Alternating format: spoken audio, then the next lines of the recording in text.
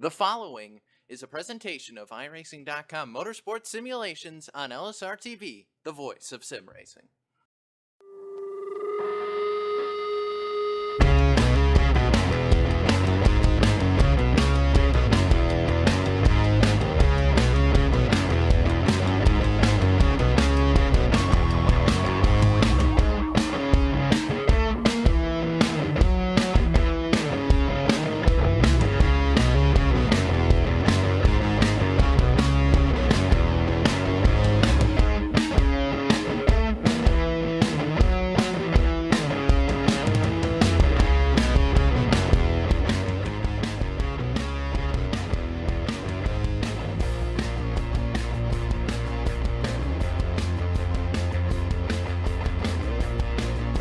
Welcome to our coverage of tonight's Drive for Suicide Prevention Showdown, presented by Pulse Autosport from the World Center of Racing tonight at LSRTV, your home for sim racing and iRacing Live. Looking up topside tonight, happy to be with you this evening. To myself, Evan Pasoko, alongside with Chris Murdoch and Gabe Wood in the LSRTV broadcast booth. As always, downstairs, the lovely and talented Cisco Scaramuza, twisted and tweaked dials that are bringing us to you this evening. And Chris, we come into tonight back with the folks at the Drive for Suicide Prevention. This is our first of two back-to-back weeks. They will be with us next Sunday as well. But before we get to that, which is their premier event, we look to tonight's Drive for Suicide Prevention Showdown back at Daytona. These guys love this racetrack, and we are in the trucks tonight, which means that tonight's 250 miles are going to be a little bit more different and exciting, I think, in my opinion, than what we sometimes see in the Cup cars and the B cars. I absolutely love the trucks, and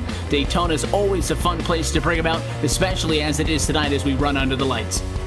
It is, Evan, and I was fortunate enough to be here back a month ago when they had their first race with us, so it's amazing to be back once again here at Daytona. Like you said, 100 laps, and these trucks are basically the best car track combination in my opinion. So I'm ready to see that draft model put to work and to see who can utilize the bump draft to perfection here tonight. Drivers right now out on the racetrack in round 2 of their open qualifying session. The top 15 drivers of a total of, I think, 23 that put down the time earlier on get an opportunity not to redraw their qualifying, but an opportunity to best the time they got at round number 1. The 74 was quickest in the open round. He may very well not get quicker than that time, but if nobody else goes faster than his 45.440, he will start from pole position in this one. And the last time these guys were with us, Gabe, just a month ago, it was a lot of a shorter race out on the super speedway. So tonight we head back to full distance racing, 100 laps, 250 miles. These trucks are very racy. They very much lend themselves to multiple lane 2-3 wide racing at a plate track like this. So it is going to take, I think, some extent of discipline with a relatively large field for these drivers to be able to keep it clean and work your way through what is a quite long event. Yeah, Evan, here at Daytona and Talladega, you get these new draft models every 3-4 months with the new updates. And the truck series, it always seems like it's feast or famine. You either get a really good draft model or a really bad one to where you have to ride single file. You can't really get the outside lane working. It's barely 2-3 wide racing. It's usually single file. But tonight, I mean, we were seeing 2 and 3 wide in qualifying for guys, and the guy 3 wide outside ran the fastest lap. The 74, Michael Guest, is on the pole at the moment. And it was that racing that actually cut short the qualifying times for a few guys. I mean, guys like Jared Ziegler, Dana Osborne, Mitchell Muma, they didn't get to run their qualifying laps because they were in the pack when the wreck happened. So, I mean, side-by-side racing, exciting for us to watch, but it could limit the number of cars that we actually see the checker. Yeah, even in qualifying, these guys have been going right up on each other, and I think my conventional wisdom would say that if you have less drivers going out in the second round of qualifying, it's going to be a lot more difficult to beat those times at which you had 23 drivers all out at once. But exactly at that point, because we saw a rather large incident before we came on in that open round of qualifying, then the drivers who didn't get a chance to make it into the top 15, because of that, they're SOL. For the drivers who maybe thought they would be able to improve, maybe a little bit of a better opportunity at that. As always, every time the Drive for Suicide Prevention Prevention is with us at LSRTV and iRacing Live. Have to, of course, note that the thought and the well wishes behind what these guys do is to bring attention to suicide. And the National Suicide Prevention Lifeline is a national network of local crisis centers that provide free and confidential emotional support to people in suicidal crisis or emotional distress 24 hours a day and 7 days a week. They are committed to improving crisis centers and advancing suicide prevention by empowering individuals, advancing professional best practices, and building awareness. If you or someone you know needs help, you can call the hotline at 1-800-273-8255 anytime, toll free. You can also find alternative language and hearing impaired options online at suicidepreventionlifeline.org. Drivers who are out on the racetrack right now, Chris, trying to get their final times in, and we're about getting set to go. Yeah, they're really running out of time. About 20 seconds left to go in the qualifying session. I'm right now riding on board with Travis Brown in that 01 machine. He's trying to get something as the checkered flag raised. He's able to cross the line, so maybe he might be able to get the lap in. Nope, they're just going to give it up and, go on. So qualifying's come to a close here, Evan. So what the order we have now is what we're going to roll with. And it looks like that the majority of the times from round number 1 are going to stick. A couple of drivers just made it into the start-finish line right after completing that lap. Again, even though time rounded up about a half a minute ago, drivers on an active lap were able to finish. I didn't see any names exchange spots up on the top of the scoring pylon, so it looks like the fast times did come from that mega group that had a mega incident earlier on in qualifying, and that's how we rack them and stack them 30 cars deep. So let's go trackside and take a look at your LSRTV starting grid tonight from the Daytona International Speedway. Michael Guest with that 45.440 is the fastest qualifier in tonight's Drive for Suicide Prevention Showdown presented by Pulse Autosport. He will start on a pole position with a familiar name on the outside of the front row. Many familiar faces from the Super Speedway Cup Series driving with us this evening, and that'll be Rodney Watford in number 2 position. Chris Massini going to start tonight in 3rd spot. Bruce Pearson going to be to the outside of row 2. He will start from P4. Jackson Robillard will be in 5th. 6th place is going to be the driver who we thought was going to grab the pole. He had some fast times and thought we were going to see it, but he is good at working that draft. So Mark Jorgensen Jr. in the number 22 machine will roll off in the 6th position. Zachary Buchanan in the number 40 machine in 7th. Travis Brown, we're just looking at him trying to finish out his qualifying lap, but he ended up throwing it away in that 8th spot. Spencer Preet in 9th, and then rounding out your top 10 is the number 41 of Gary Weaver. William Cruz good in that 88. He's going to be 11th, 12th. Ryan Doucette. Malik Ray is going to be 13th, 14th. Steve Carlisle. And Patrick Byrne is going to be 15th. He'll be joined on the outside of that row by 16th place starter Cole Woodley, who didn't take a time to practice earlier, but was just the first driver to miss, advancing to round number 2 of qualifying. You've got Caleb Weekly starting in 17th position. He's got Justin Bruns alongside him outside of row number 9 in 18th position. And as we look back at row number 10, 19th is Joe Lusk, and 20th is Jimmy Coleman. Rolling off in 21st in the number 81 machine. He did practice fast enough to qualify in the 4th position, but unfortunately did not get stuck in a good pack, was more than likely caught up in one of those big accidents. It's Josh Hall in the number 81 machine. To the outside of him, the Budweiser machine of Jeremy Leto. Out on the inside of the row behind him, Andrew Mackey, Dana Osborne, and Gavin Jones round out your top 25. These are now drivers who did not take a time in qualifying.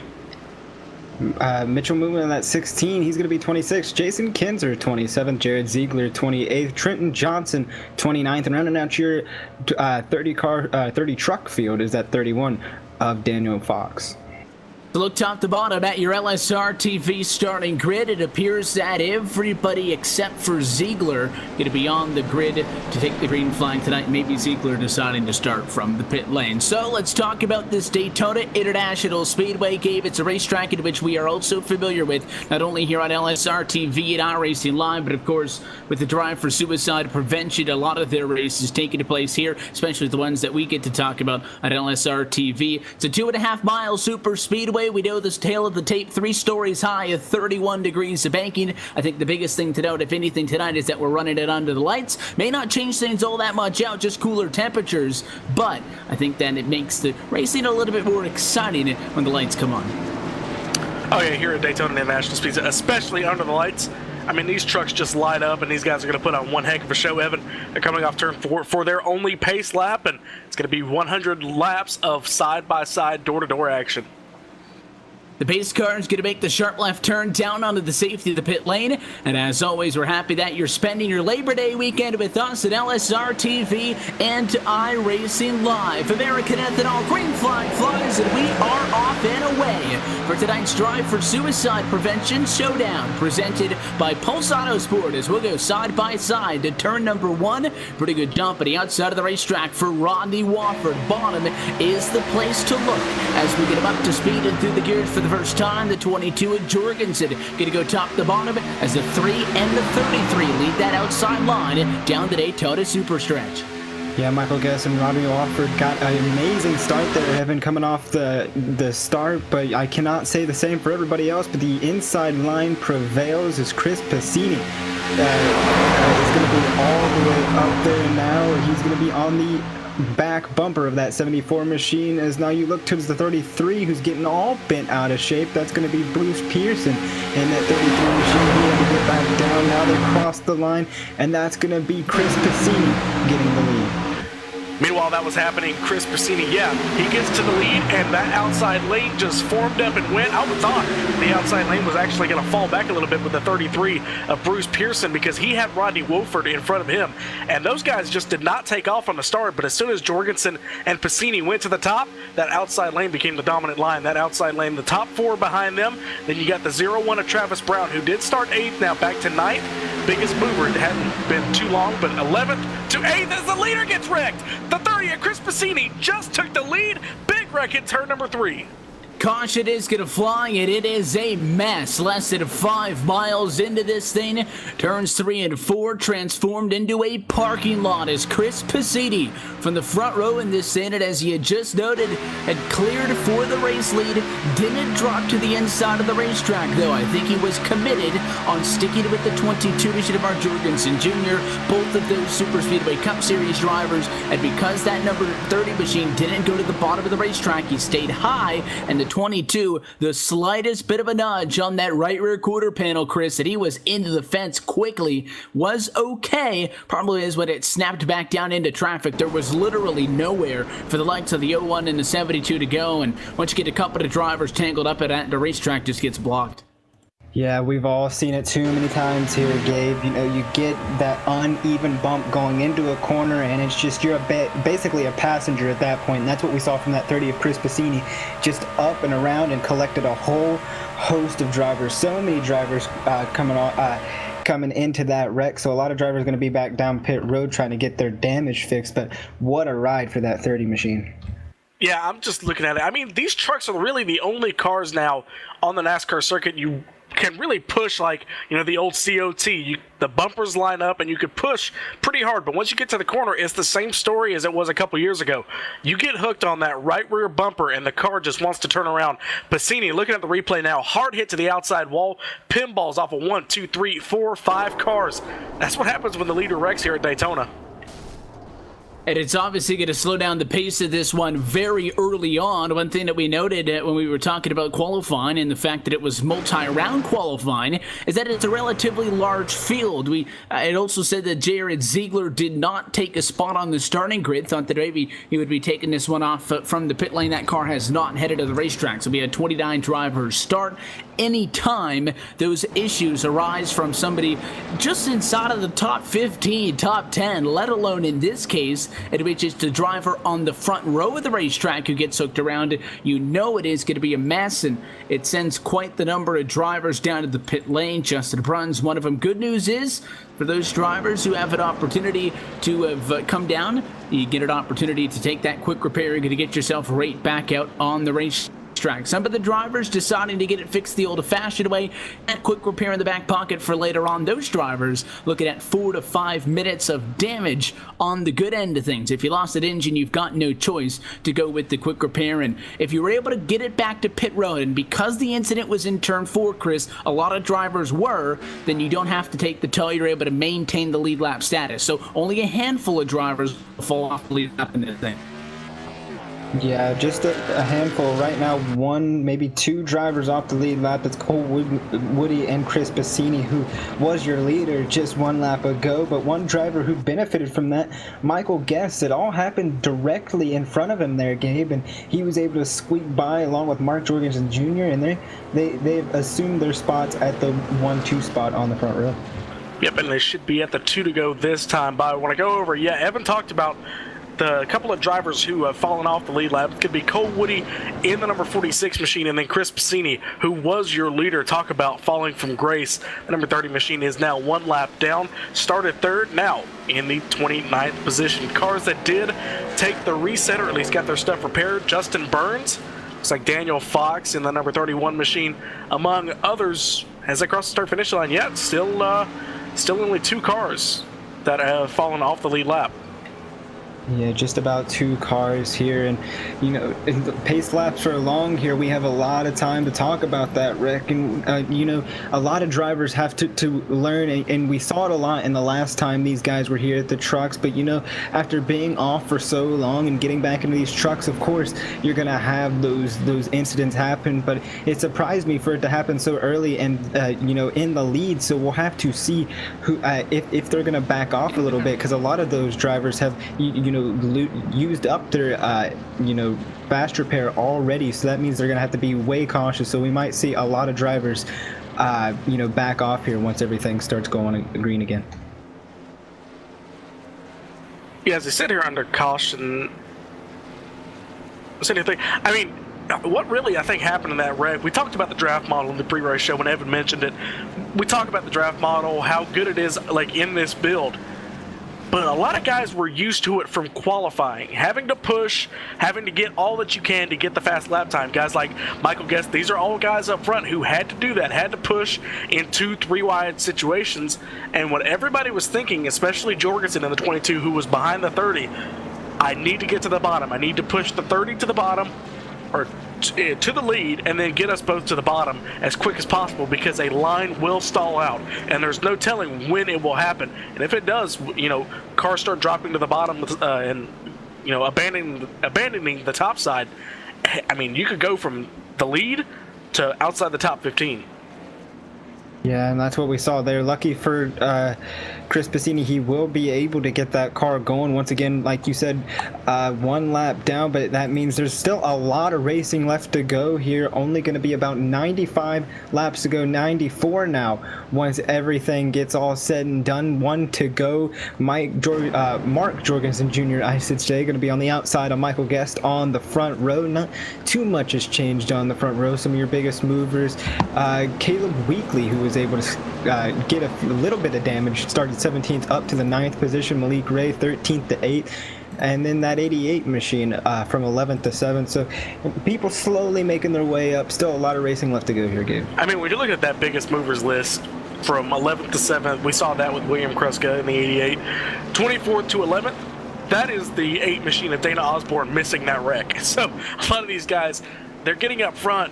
I mean, trying to play it safe. A lot of these guys are riding in the back. They knew the situation, but then they're just thrust up front. Now we got 4 or 5 guys that qualified outside the top 10, outside the top 15, now running inside the top 10.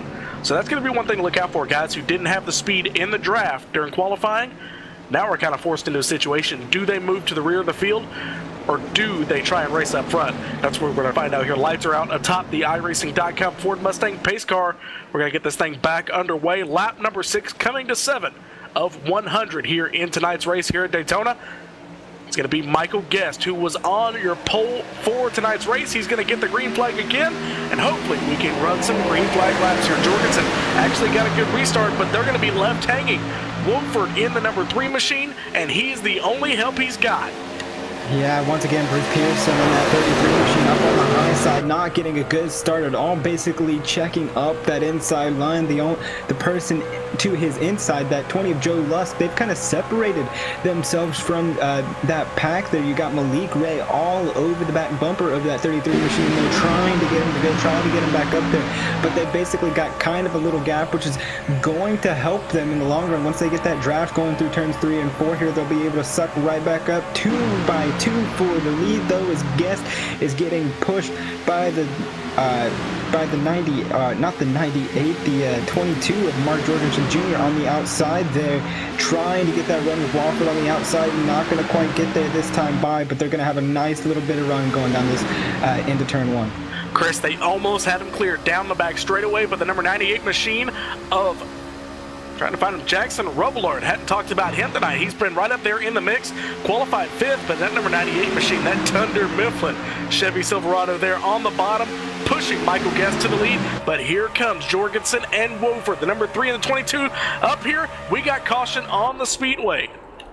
And there's a huge wreck on the back straightaway up and over here, Gabe, for the 48 machine in the back here. That's Jimmy Coleman. He was sliding around on his outside line. We're going to have to see up on his lid. Looks like more cars going up. That's going to be the 33 of Bruce Pearson, who went for a wide ride as well. Looks like we got... It was kind of centered around mid-pack, around the 12th, 13th positions.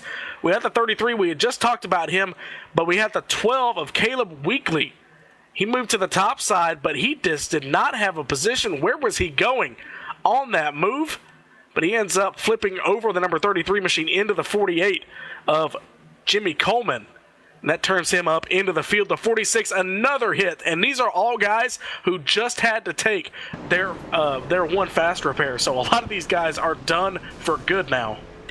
Yeah, and just trying to analyze what happened to that 12 machine there, Gabe, it looked like when he got out of the corner, it looked like he just had a little bit too much wheel in the truck, and it got a little bit upset on exit, and then he just snapped to the outside, collected a few drivers, and a lot of drivers, like you mentioned, who had already used their fast repair, going for a wild ride. Looking at the 48 of Jimmy Coleman up in the catch fence there, so very, very unfortunate early into a lot of these drivers' races. Nothing's really changed up front. Yeah, we're having to wait on Evan Pasoka. If you haven't heard him in a little while, little technical difficulties for your lead announcer here, but 74 actually was showing pit, but did not come down. So we're going to have to see where these guys are going to end up as a caution. We got a few guys coming down, actually. A few guys coming down to pit road. Chris, if you want to cover that real quick. Yeah, just a few guys coming down to pit road here. Maybe we're going to ride on board with the 07 coming down pit road there as they're bringing the car in. Maybe not too much damage on that 07 machine. He started in the 12th position. He's running 18th, so not too many moves around that 07 machine. So, you know, coming out of pit road here, bringing it out. So we'll have to see where all these drivers line up. But right now, we're going to take a little bit of a caution flag of our own here. We'll be right back on the other side. You're watching LSRTV, the home for sim racing.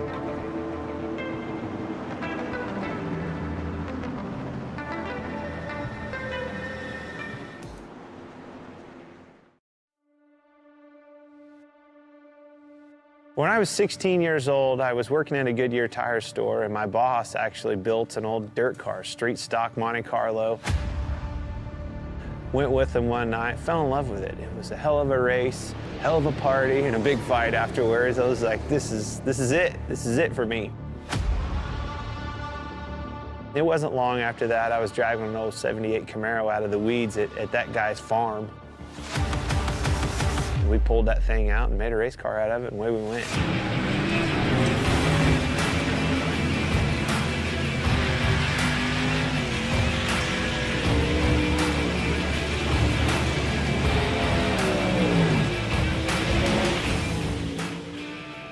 You know, I think a driver has more to do with the equation going back and racing dirt, whether it's a modified, a late model. You can do more with the race car. You know, the harder you drive it, a lot of times, the better it goes. You can crawl up on that wheel and feel like you made the difference at the end of the night.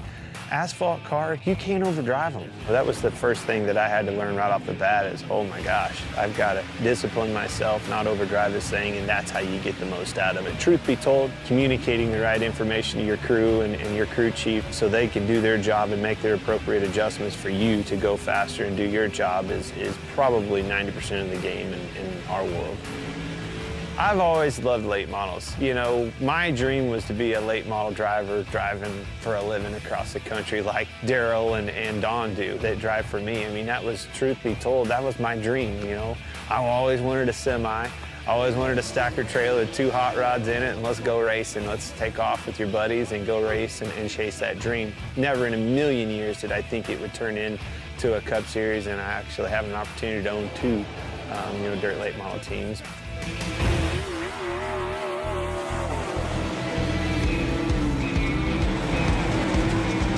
When you think of iRacing, you don't think of a video game. It's not. It's way above and beyond any of that. You know, dirt racing changes so much. The track changes so much. Being able to capture that, to experience all those details that surround dirt racing and make dirt racing what it is what makes iRacing so cool, because they did nail all of that. I knew when they came to our shop and scanned cars and went to the detail of getting that car right, I knew that it was going to be over the top, because it blew my mind just the work that went into making sure the car itself was legit.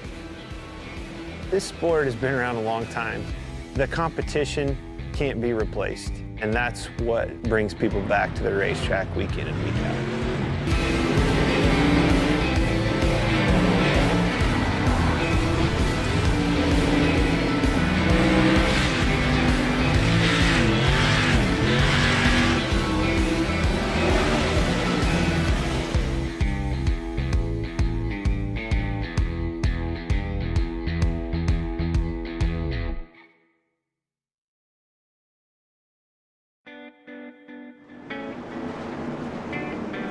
And we welcome you back here to the Drive for Suicide Prevention 250 under the lights and under the caution flag here. I'm Chris Murdoch, joined by Gabe Wood and Evan Pasoko.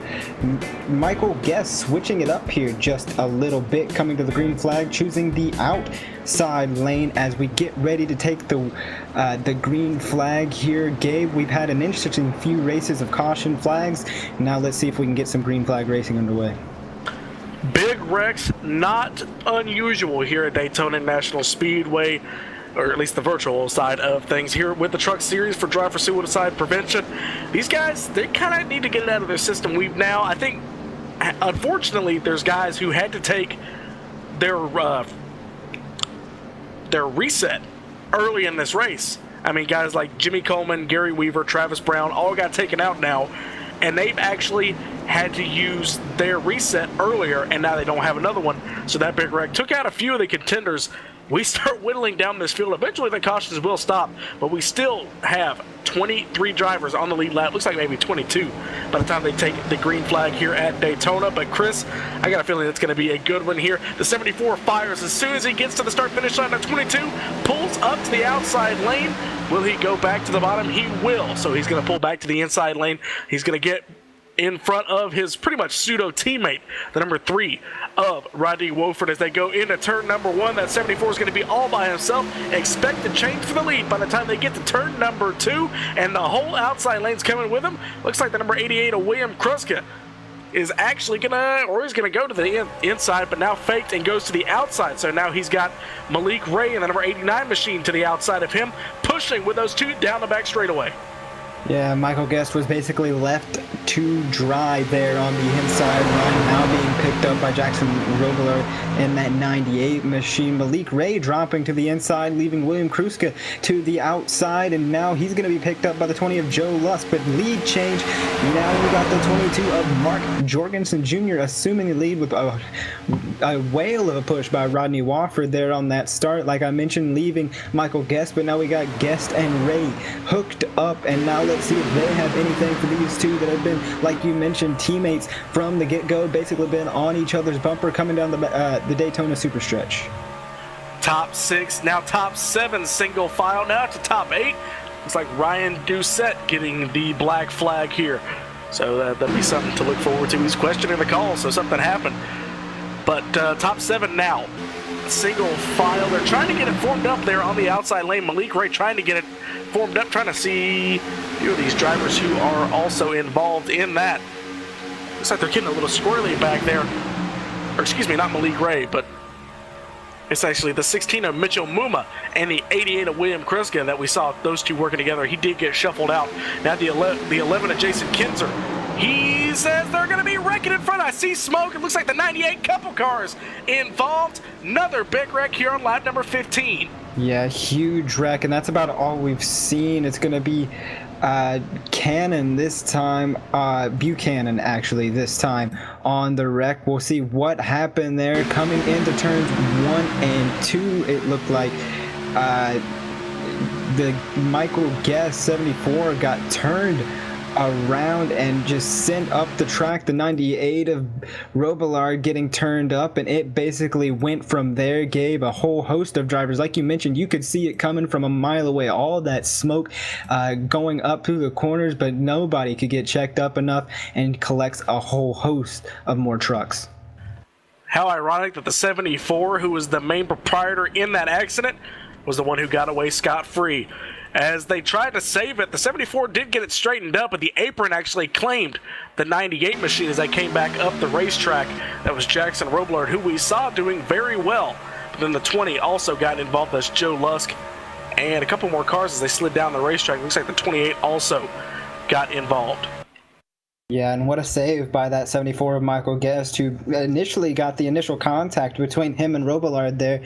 He was able to take it down and just snap it back and keep it going and continue in that 4th place position. So lucky for that driver that he did not get caught up in all of that mess, and lucky for a lot of drivers who didn't get caught up in that mess. It looks like Joe Lusk was able to squeak by with minimal damage. So a lot of drivers able to squeak through, but a lot of drivers getting caught up in that. I mentioned the black flag for the 07 Orion Doucette. Looks like he was charged with changing lanes before the start-finish line.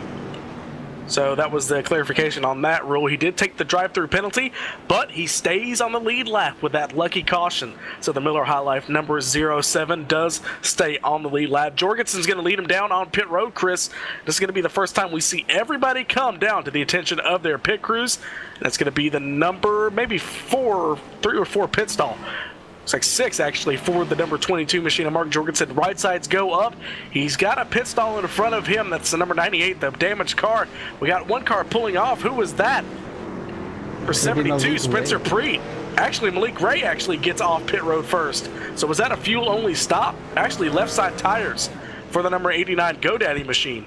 Yeah, you'll see a lot of that here tonight, Gabe. 2 tire stops at Daytona, not uncommon. Malik Ray had a fantastic stop. Got those left side tires up, down, and he was off. Now, your leader there, Mark Jorgensen Jr., he took 4 tires, so we'll have to see how he stacks up on this restart. But Malik Ray, the man of the pit stops right there, flying out of pit road.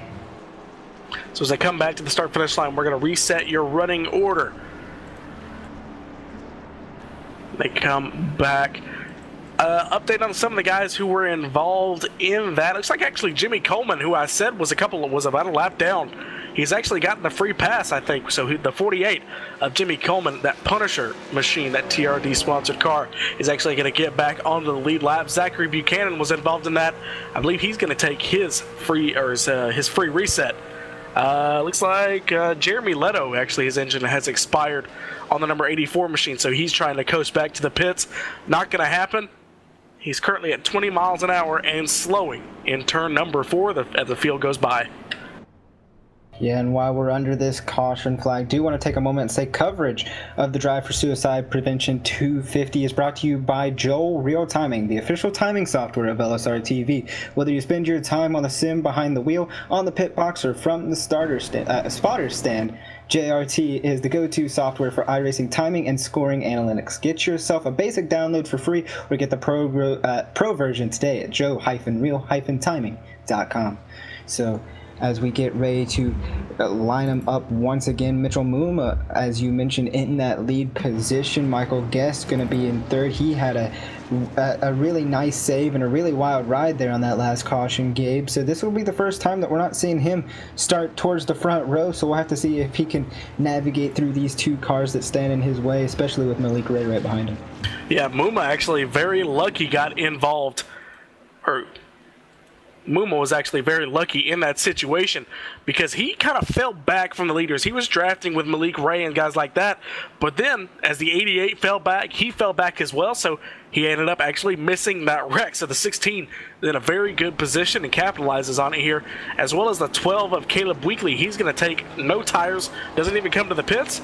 So he's going to be your second place starter here for the restart. I want to remind you really quickly, as Chris went over the sponsor for the timing, I want to remind you, you are watching the Drive for Suicide Prevention Showdown presented by Pulse Autosport here on LSRTV, live from Daytona, almost a quarter of the way distance through tonight's race. Mitchell Muma is your leader. I want to give you a little bit of a rundown. Michael Guest has led a majority of tonight's race, along with the 22 of Mark Jorgensen Jr. and Rodney Wofford. Those two drivers have been working together a lot lately, but now they are separated. Rodney Wofford in the 9th position, Jorgensen in 16th. So that Bass Pro Shops Tracker Boats number 22 has a lot of work to do. Yeah, it definitely has a lot of work to do, especially starting from back there and trying to keep everybody at bay. We've had a real tough time now, third caution, and haven't even made it to lap 20 yet, so I feel like these guys are antsy and ready to get firing. I'm ready for a long green flag run, because green flag runs at Daytona, Gabe, are my favorite. You'll get to see side-by-side racing, maybe even 3-wide. You don't get to see it a lot at Daytona too much because the corners are too narrow, but super speedway green flag runs always provide great action. Yeah, it's going to be one thing to look out for, because we saw it during qualifying, guys. That'll be the time to see 3-wide, is when it counts. Lap 90, lap 95, when it's getting down to the finish. If we have that many cars in a pack, just in that lead draft, 10, 15 cars, you don't really usually see that all that often in iRacing, but when you do, it is an exciting fight to the finish, with drivers taking any advantage they can, not letting off. If you have a run, find an open lane and hope nobody blocks you. If it does, oh well, you tried going for the win. But it's going to be Mitchell Muma on here for the restart. Hopefully, he doesn't have to make that decision in about 80 laps time. He'll be leading coming to the start-finish line. That's going to be something to be decided here at Daytona. And your old leader, the 74, Michael Guest, your pole sitter in that third spot. So he's going to have one heck of a pusher here for the lap number 20 restart. Yeah, he will. Mitchell Muma, like we've mentioned so many times, the first time he'll be controlling the restarts, and that's something we also got to watch out for. Drivers go at different times here, because you can go whenever you want once that pace car dumps down, so we'll have to see when that driver of the 16 machine goes and takes down, as the pace car will be off. Green flag in the air, we're going. The 12 getting kind of a good restart, but Malik Ray going to be able to close up to him, so the outside line may have a chance this time, as now the 12 going up really high, separating himself from him and the 89 of Malik Ray. Now Guest going to the outside of Muma. That's it, blocking. Now the 72 going to be on the inside, and he's going to take advantage. So is Malik Ray. Going to go all the way to the inside and read that, or claim that lead for the first time, with Spencer Preet to the lead. Preet going to the lead, took 2 tires as well as Malik Ray, so they're going to be out in front. So one more driver is going to follow him, the 51 of Trenton Johnson. We're going to, first time we've talked about Trenton here tonight. A little bit of words being exchanged from the 74. I'm not sure if it was positive or negative. A little bit of joking around, or he was not happy about the 16 pulling up there on that restart. But either way, they all made it through it, and we're going to come back to the line here for lap number 20. On to lap 21, and a driver we haven't talked about in a little bit, Josh Hall. Now up to the 7th spot. He's by himself, but he has a little bit of sniff of draft from that 16 as he's falling back farther and farther. Mitchell Muma's going to have a drafting partner here. Question is, can he get a few more drivers to come up with him? Looks like he's going to have it with the 3 and the 11, and it looks like also the 29. So the 29, of Andrew Mackey's going to follow in. So it's about 5 or 6 cars are going to join up on that outside lane, and maybe they get some momentum going. You might see Malik Ray jump to the top, because we've seen he's not afraid to, ruin some relationships and just go to the next available partner. Yeah, we'll have to see here. Is now Guest going to drop down, and the 16 falling back even more. not having any fun as the 81 now drops down. That's Josh Hall. You're just talking about him, so that's going to leave Ronnie Wofford up there to jump with the Mitchell Muma machine in that 16. Try to get some draft, maybe work that side draft going through the corners to help pull them to the front. You can see them get out to about third place. That's going to be Trip Johnson. You can see them get about up to third place, but then they start falling back as they get the run on the inside line going down the back straightaway, or the super stretch, I should say. So they're kind of stalling out about third place. Now you can see him start to make some ground as you may see Malik Ray shade the top just a bit, or maybe he's just trying to keep that truck cool as they come out of turn 4. Oh, Malik Ray jumps to the top side of the racetrack. Super run for the 89. He's going to get the lead by the time they get to the start-finish line. He picked the right moment to jump to the top. He had Mitchell Muma behind him, and a big shot moves that 89 GoDaddy machine to the lead, and also clears the 72 Pepsi machine of Spencer Preet. So that's going to bring a new leader into the pack. And I tell you what, the 3 of Rodney Wofford, he spent this entire race behind somebody. He has never been the leader of a pack. And I'm not sure if he's going to be comfortable up front, because it looks like the 16 may get shuffled out here, because he's been moving all over the racetrack trying to find the least little bit of draft. It's working now. So the 3, I'm coming down to the end of the night's race, Chris. I kind of want that 3 behind me, because he has been one heck of a pusher in the early going. Yeah, he's been able to keep it up front game. What a move by Malik Ray, though. You mentioned it, switching lanes so fast. Normally when you move up that fast in these trucks, you'll send the truck right around. He was able to keep it under control. Now he's got to fight off the 16 of Mitchell Muma here. And Rodney Wofford, like you mentioned, that is the guy you want behind you, because he's been up front all day and he's been able to prove that he can push people to the front. Now he's trying to get that 16 up there, but Malik Ray and Spencer Preet pretty hooked up on that inside line. Nobody's able to kind of get a run on him. We'll see what Mitchell Muma has going into turns 3 and 4 here. Going to be side by side coming off the turn number 4. Nobody wanting to give an inch. Little bit of gap. They're 2 by 2 for your top 4. Then about a car length gap, but now that's closing between the 11 and the 51 of Trenton Johnson. Jason Kinsner on the top side leading that top side, but now it's all formed into lines of about 5 or 6 cars. Check that, about 7. As we got a big pack pulling away. Looks like the 16 of Muma is actually losing a little bit of momentum, but we're going to have to wait and see what they can do down the Daytona Super Stretch here. Going to get that sky camera going. Just kidding, we don't have that. Cisco work on that. But as they're going to get that top lane kind of formed up, I'm not sure if they got the momentum. I mean, the 3 has been one heck of a pusher all race, but I just don't think that outside lane has enough oomph right now to get up front. Yeah, I'm not thinking it right now, and I don't even think if you really want to push it that much at this stage. Save your engine, save your oil and water tank, because that's something we're going to have to start talking about as these laps start racking up, Gabe, is how long will these drivers be pushing? We mentioned Rodney Wofford, and he's been pushing everybody here tonight.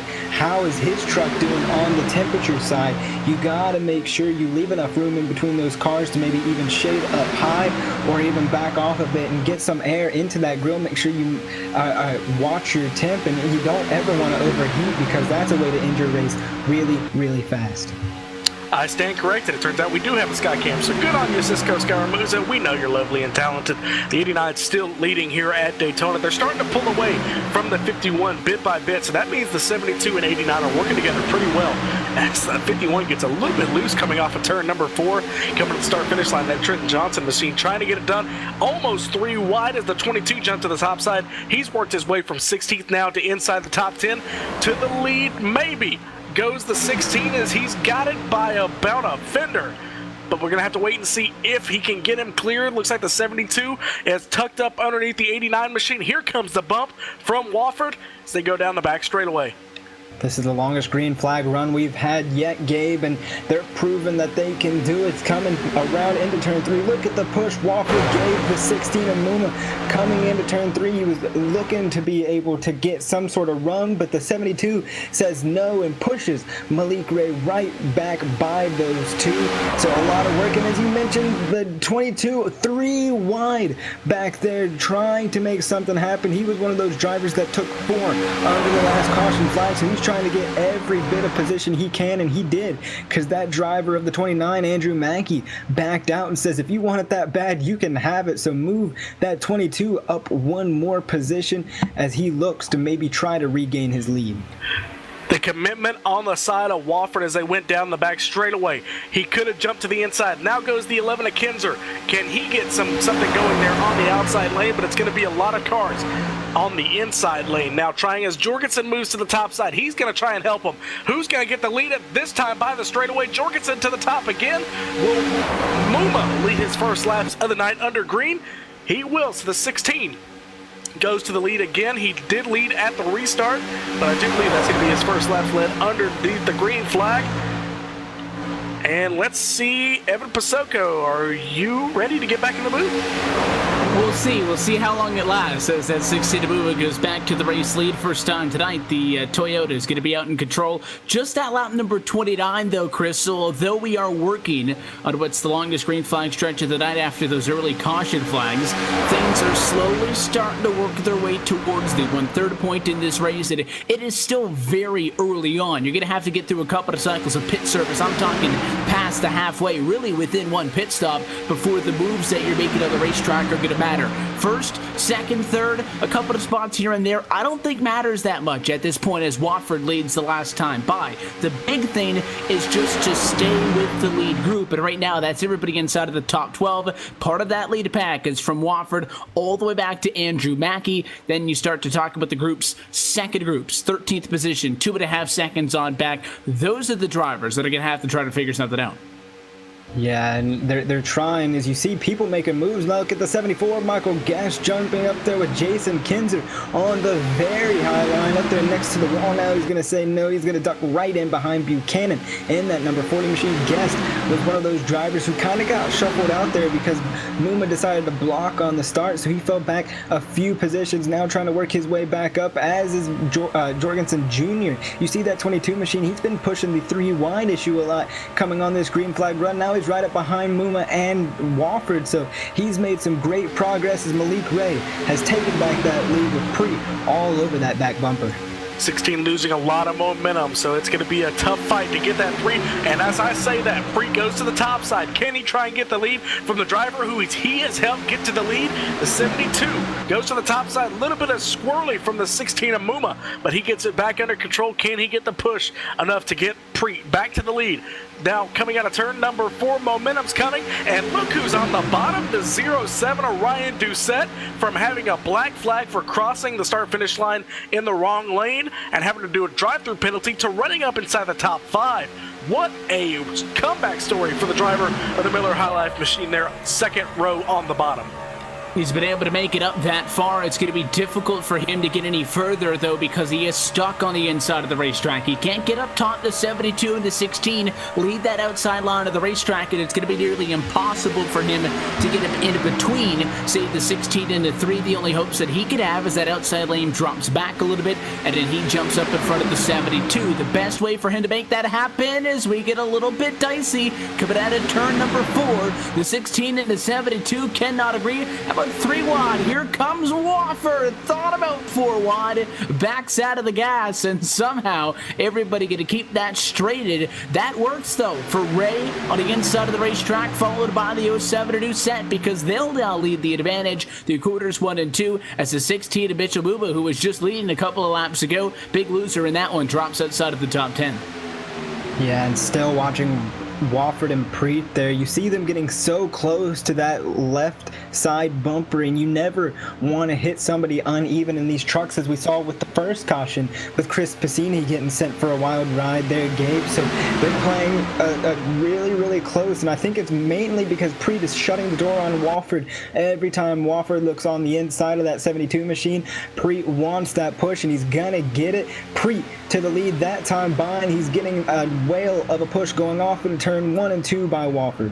Well, I think Preet just wants to be up front He doesn't want to get shuffled back because he's been in the rear pretty much the entire race. He's been around like the top 10, top 15.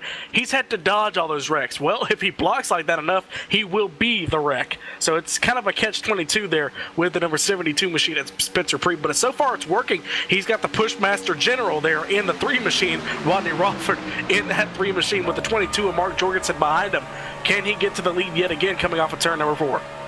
And while I was talking about the fact that, yeah, you're in the lead to pack, and I think that's the main objective, these guys are not racing like it's only a third of the way through tonight's Drive for Suicide Prevention Showdown. They're going at it. And it was that Wofford machine who tried to make it 3 wide a couple of laps ago. I think that really shows that well. These drivers are here to compete. They are not here to ride around for 95 laps and then dance when it comes down to the closing laps in this thing. They want to have fun with it at the same time, and it helps that you get a little bit of separation. Sure, the lead to pack still sits at about 9 cars, but it's basically 4 on the inside and 4 on the outside right now. You've got a couple of drivers starting to close back up, the 11 and the 81 trying to get in this thing, but when you don't have 20 cars in one giant lead pack, you have the ability to make moves from the inside to the outside and vice versa, to work with somebody to cross people up, and the 72 machine of Spencer Preet showing that now by working up on the outside of the racetrack. Biggest mover up here though is the guys up top get a little bit too comfortable on the bumper and got a little bit out of shape. Preet going to go to the race lead at lap number 36, but as Trenton Johnson, keep an eye on that 51 on the inside of the racetrack. He's up 22 positions to where he runs right now. Yeah, and that all goes back to missing these wrecks and staying out of trouble, Evan. We've had 3 cautions so far, and this is the longest green flag we've had tonight as Preet took the inside line from Malik Ray. Now Wofford going to be up to the lead pack on that outside row, but he's not too bad off. He's got Jorgensen Jr. and Guest all over the bumper of that 3 machine, so be looking for him to be getting some momentum on that high side, get that high side moving once again, and maybe have something for Spencer Preet, who, as Gabe mentioned, has been fighting around mid-pack, so he's doing a great job holding his own against these drivers and able to control the lanes, and he's able to now lead a few laps here as they go down the super stretch. 10-car pack here, nose to tail down the back straightaway. One driver you're not noticing, we're going to keep following the lead here, but one driver you're not noticing up front is the 16 of Mitchell Muma. He has fallen off the lead draft. He's about 6 seconds behind these guys and now falling back to William Kruska in the number 88 machine. That about 6 or 7 car pack is about to swallow him whole down the back straightaway. And that pack, last time we checked in with them, were only 2 seconds off, so they've really fallen off, and that's just the straight-up speed difference when you're talking about working in the pack between a 10-car group and about a 4 or 5-car group, and that's why Moo was falling that far deep in the pack. But again, he was leading this race. The issue is he fell to the back of this lead pack. That is a very difficult position to hang on to. In this case, it falls back on the 81 of Josh Hall. Hall has partner, though, working with Johnson, and those two drivers were not pushing it. It would be a lot more difficult for that final driver in the group to stay with everybody. Sure, he's got the suck up for the cars in front, but he doesn't have a push from behind, and that's why Muma dropping to the back but losing momentum hurt him so much, and he is basically just going to blend in with what is now going to be about an 8-car pack. A big group of those second and tertiary packs. That's now one secondary group. 11th position through 19th, lined up single file, well off of the race leaders by over 10 seconds. Yeah, and that just goes to show how big momentum is at a track like this. You have to keep it up. Now, look, there's only 2 cars. Malik Ray trying to go to the outside, but upset that truck just a bit and had to slam it back down on the inside. Able to hold on there, trying to slide up into Wofford. Not going to happen. Wofford now going to be on the outside of Preet. You're going to see Guest jump up to the outside line once again. So, scary close call for those 2 drivers as there was almost another big one up at the front of the field. So, Wofford having such a huge run coming through the tri-oval. He'll be taking the lead with Jorgensen Jr. all over the back bumper, and now add Michael Guest to that list. Role reversal on the top side. You had the 74 that had the lead off the start, then you had Jorgensen trying to take it from him with a push from the 3 of Wofford.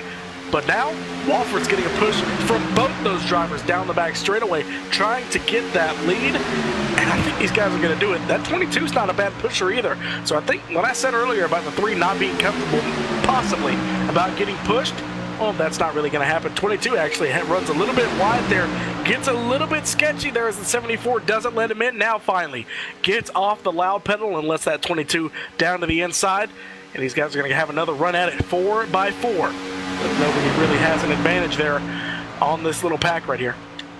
And for the drivers who race with these guys that drive for suicide prevention on a more weekly basis, they have an opportunity to drive on more intermediate racetracks. But everybody who shows up for these big LSRTV events know how to drive at a racetrack like this. But again, as we said, if you tune in with us, really, in any sort of frequency, you'll recognize the name Ronnie Wofford of Mark Jorgensen Jr. Different looking cars, mainly because it's not a Chevy SS they're piloting. They're in the trucks that Anders Jorgensen going to cross up to the inside and make a play for the race lead on the 3.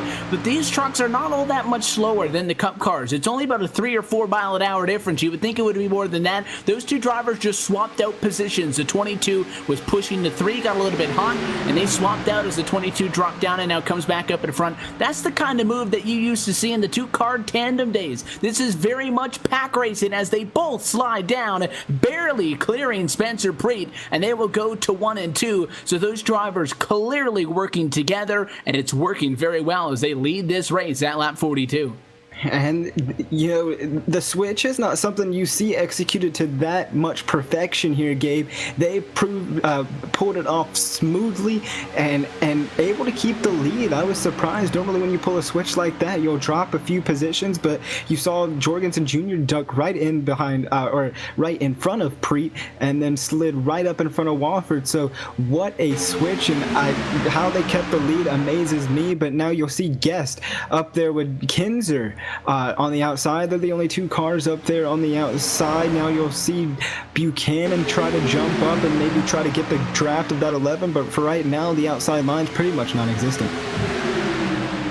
Yes, these guys got to the lead. I want to bring up another thing. We've lost another one. They're dropping like flies here at Daytona. Trenton Johnson got to the back of this pack and then lost the lead pack. So now he's falling back 18.5 seconds.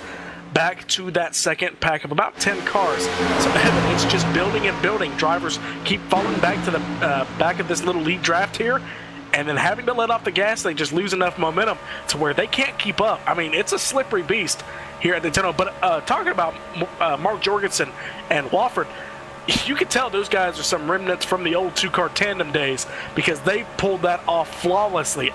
I couldn't actually believe it. They were able to maintain their positions, but now the 74's to the outside of him. He might be trying to get back to the lead.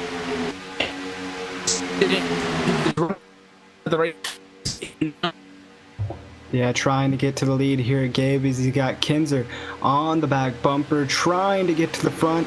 Now Buchanan going to join the mix, try to maybe get to that bumper of that 11 machine as they're coming out of turns 3 and 4, coming towards the line. Who's going to get it? Is it going to be Jorgensen or is it going to be Guest?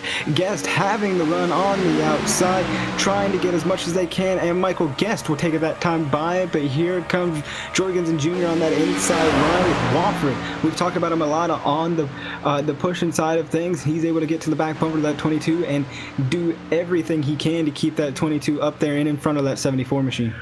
I love these answers. I'm looking at it. Lap cars come up and they ask, leaders, do you want me high or low? And the leaders reply, neither. Go to the apron. These drivers, as the 74 makes a diving move to the inside, that's the one thing you don't want to have, is guys start racing 2-3 wide. You have no place to put a lap car who is on average about 10, 15 miles an hour off the pace. If we get a big pack going again, if we get another caution, which we may get with green flag pit stops looming, I mean, if you start getting lap traffic, that's going to be one thing to look out for, is guys racing 2-3 wide, and there's nowhere to place a lap car, and he ended up with a jumbled mess. And did I hear you say green flag pit stops there, old Mr. Wood? We'll have to be watching out for that. You see all these drivers on the inside and the outside, up, high, down, low, sideways, everybody racing for everything. But once those green flag pit stop window opens, you're going to see a lot of drivers try to battle and get down to that inside line, and they're not going to be too forgiving. They've got a certain window, and they've got people they want to work with, and when they want to do, they're either going to have to drop out of line or force their way down into pit road. So as you mentioned, they are looming in the distance and approaching very fast. Just completed lap 46 on to lap 47 as Michael Guest leads now. Kinzer on the outside trying to get something with Buchanan in that 40 machine, looking to the outside, not going to quite move up. And now look at the 40 getting really upset there as they made contact, getting a bit too comfortable up front. Now we'll see him drop off the lead pack just a little bit as Malik Ray drives up his inside. Now, you may not be able to see it at home, and we may not be able to tell you in time, but if a driver's coming to pit road, you'll notice it, because they're going to drop immediately to the bottom, which, I mean, the 11 is actually starting to do that because he did lose his drafting partner, so we may not be able to tell that now. It's going to be inside lane, so we should have a pretty easy entry onto pit road for the entire field, so I do assume that second pack is evened out, and no, they're not. They're racing side by side. Cisco, you might want to switch the cameras. Yeah, that second pack back there is racing side by side, being led by the 48 of Jimmy Coleman and Kruska up there on the highest side. They've been battling for quite a while now, and they've been side by side for a while, and as you mentioned, trying to get towards the front. They're not worried about catching that pack, because if they were, you would see them single file in a line trying to get up to that lead pack. They're all about what they're racing for right now, and that's about the 11th place position there, Gabe, as everybody's trying to get what they can before, and they get turned. The 48 turned by the 12. That might cut short our little green flag run. No, they're all on the apron. All on the apron. Somehow everybody spun to the apron, but the 12 basically hooked the 48 machine of Jimmy Coleman and sent them all on the apron. No caution right now, but that definitely split up that pack. So Andrew McKay, the 29 machine, he actually spun it, and caution comes out. So he was trying to get back onto the racetrack and spun it out with the damage that he had. So we're going to go back and look at that caution. It happened a few seconds ago, and you watched it live, but let's go back and look at it. As they came down the back straightaway, it looked like the 48 machine just got hooked off the front bumper of the 12 machine as they came off of turn number 2. And that just started a little chain reaction. They all got sent to the bottom side of the racetrack, but eventually the caution did come out. Yeah, the caution was, it needed to come out there because there were so many drivers caught up in that race, in that wreck. So we'll, have to see now. That basically drops pit stops, or, the, green flag pit stops out of the question. Is they're all going to be in the window now and definitely coming down pit road this time by. So we'll have to see how everything shakes up here. Is Guest will be your leader right now. It looks like maybe no. Jorgensen Jr. going to be your leader coming to the line. Yes, that'll be who it is, taking everybody down pit road. Well, as these guys get slowed down for the caution, we're going to try and cover pit stops if we can. I tell you what, it's actually going to be another lap. So we're actually going to go to commercial break really quickly here at halfway. We'll be back at a perfect time for your full race rundown here on LSRTV, the home of sim racing.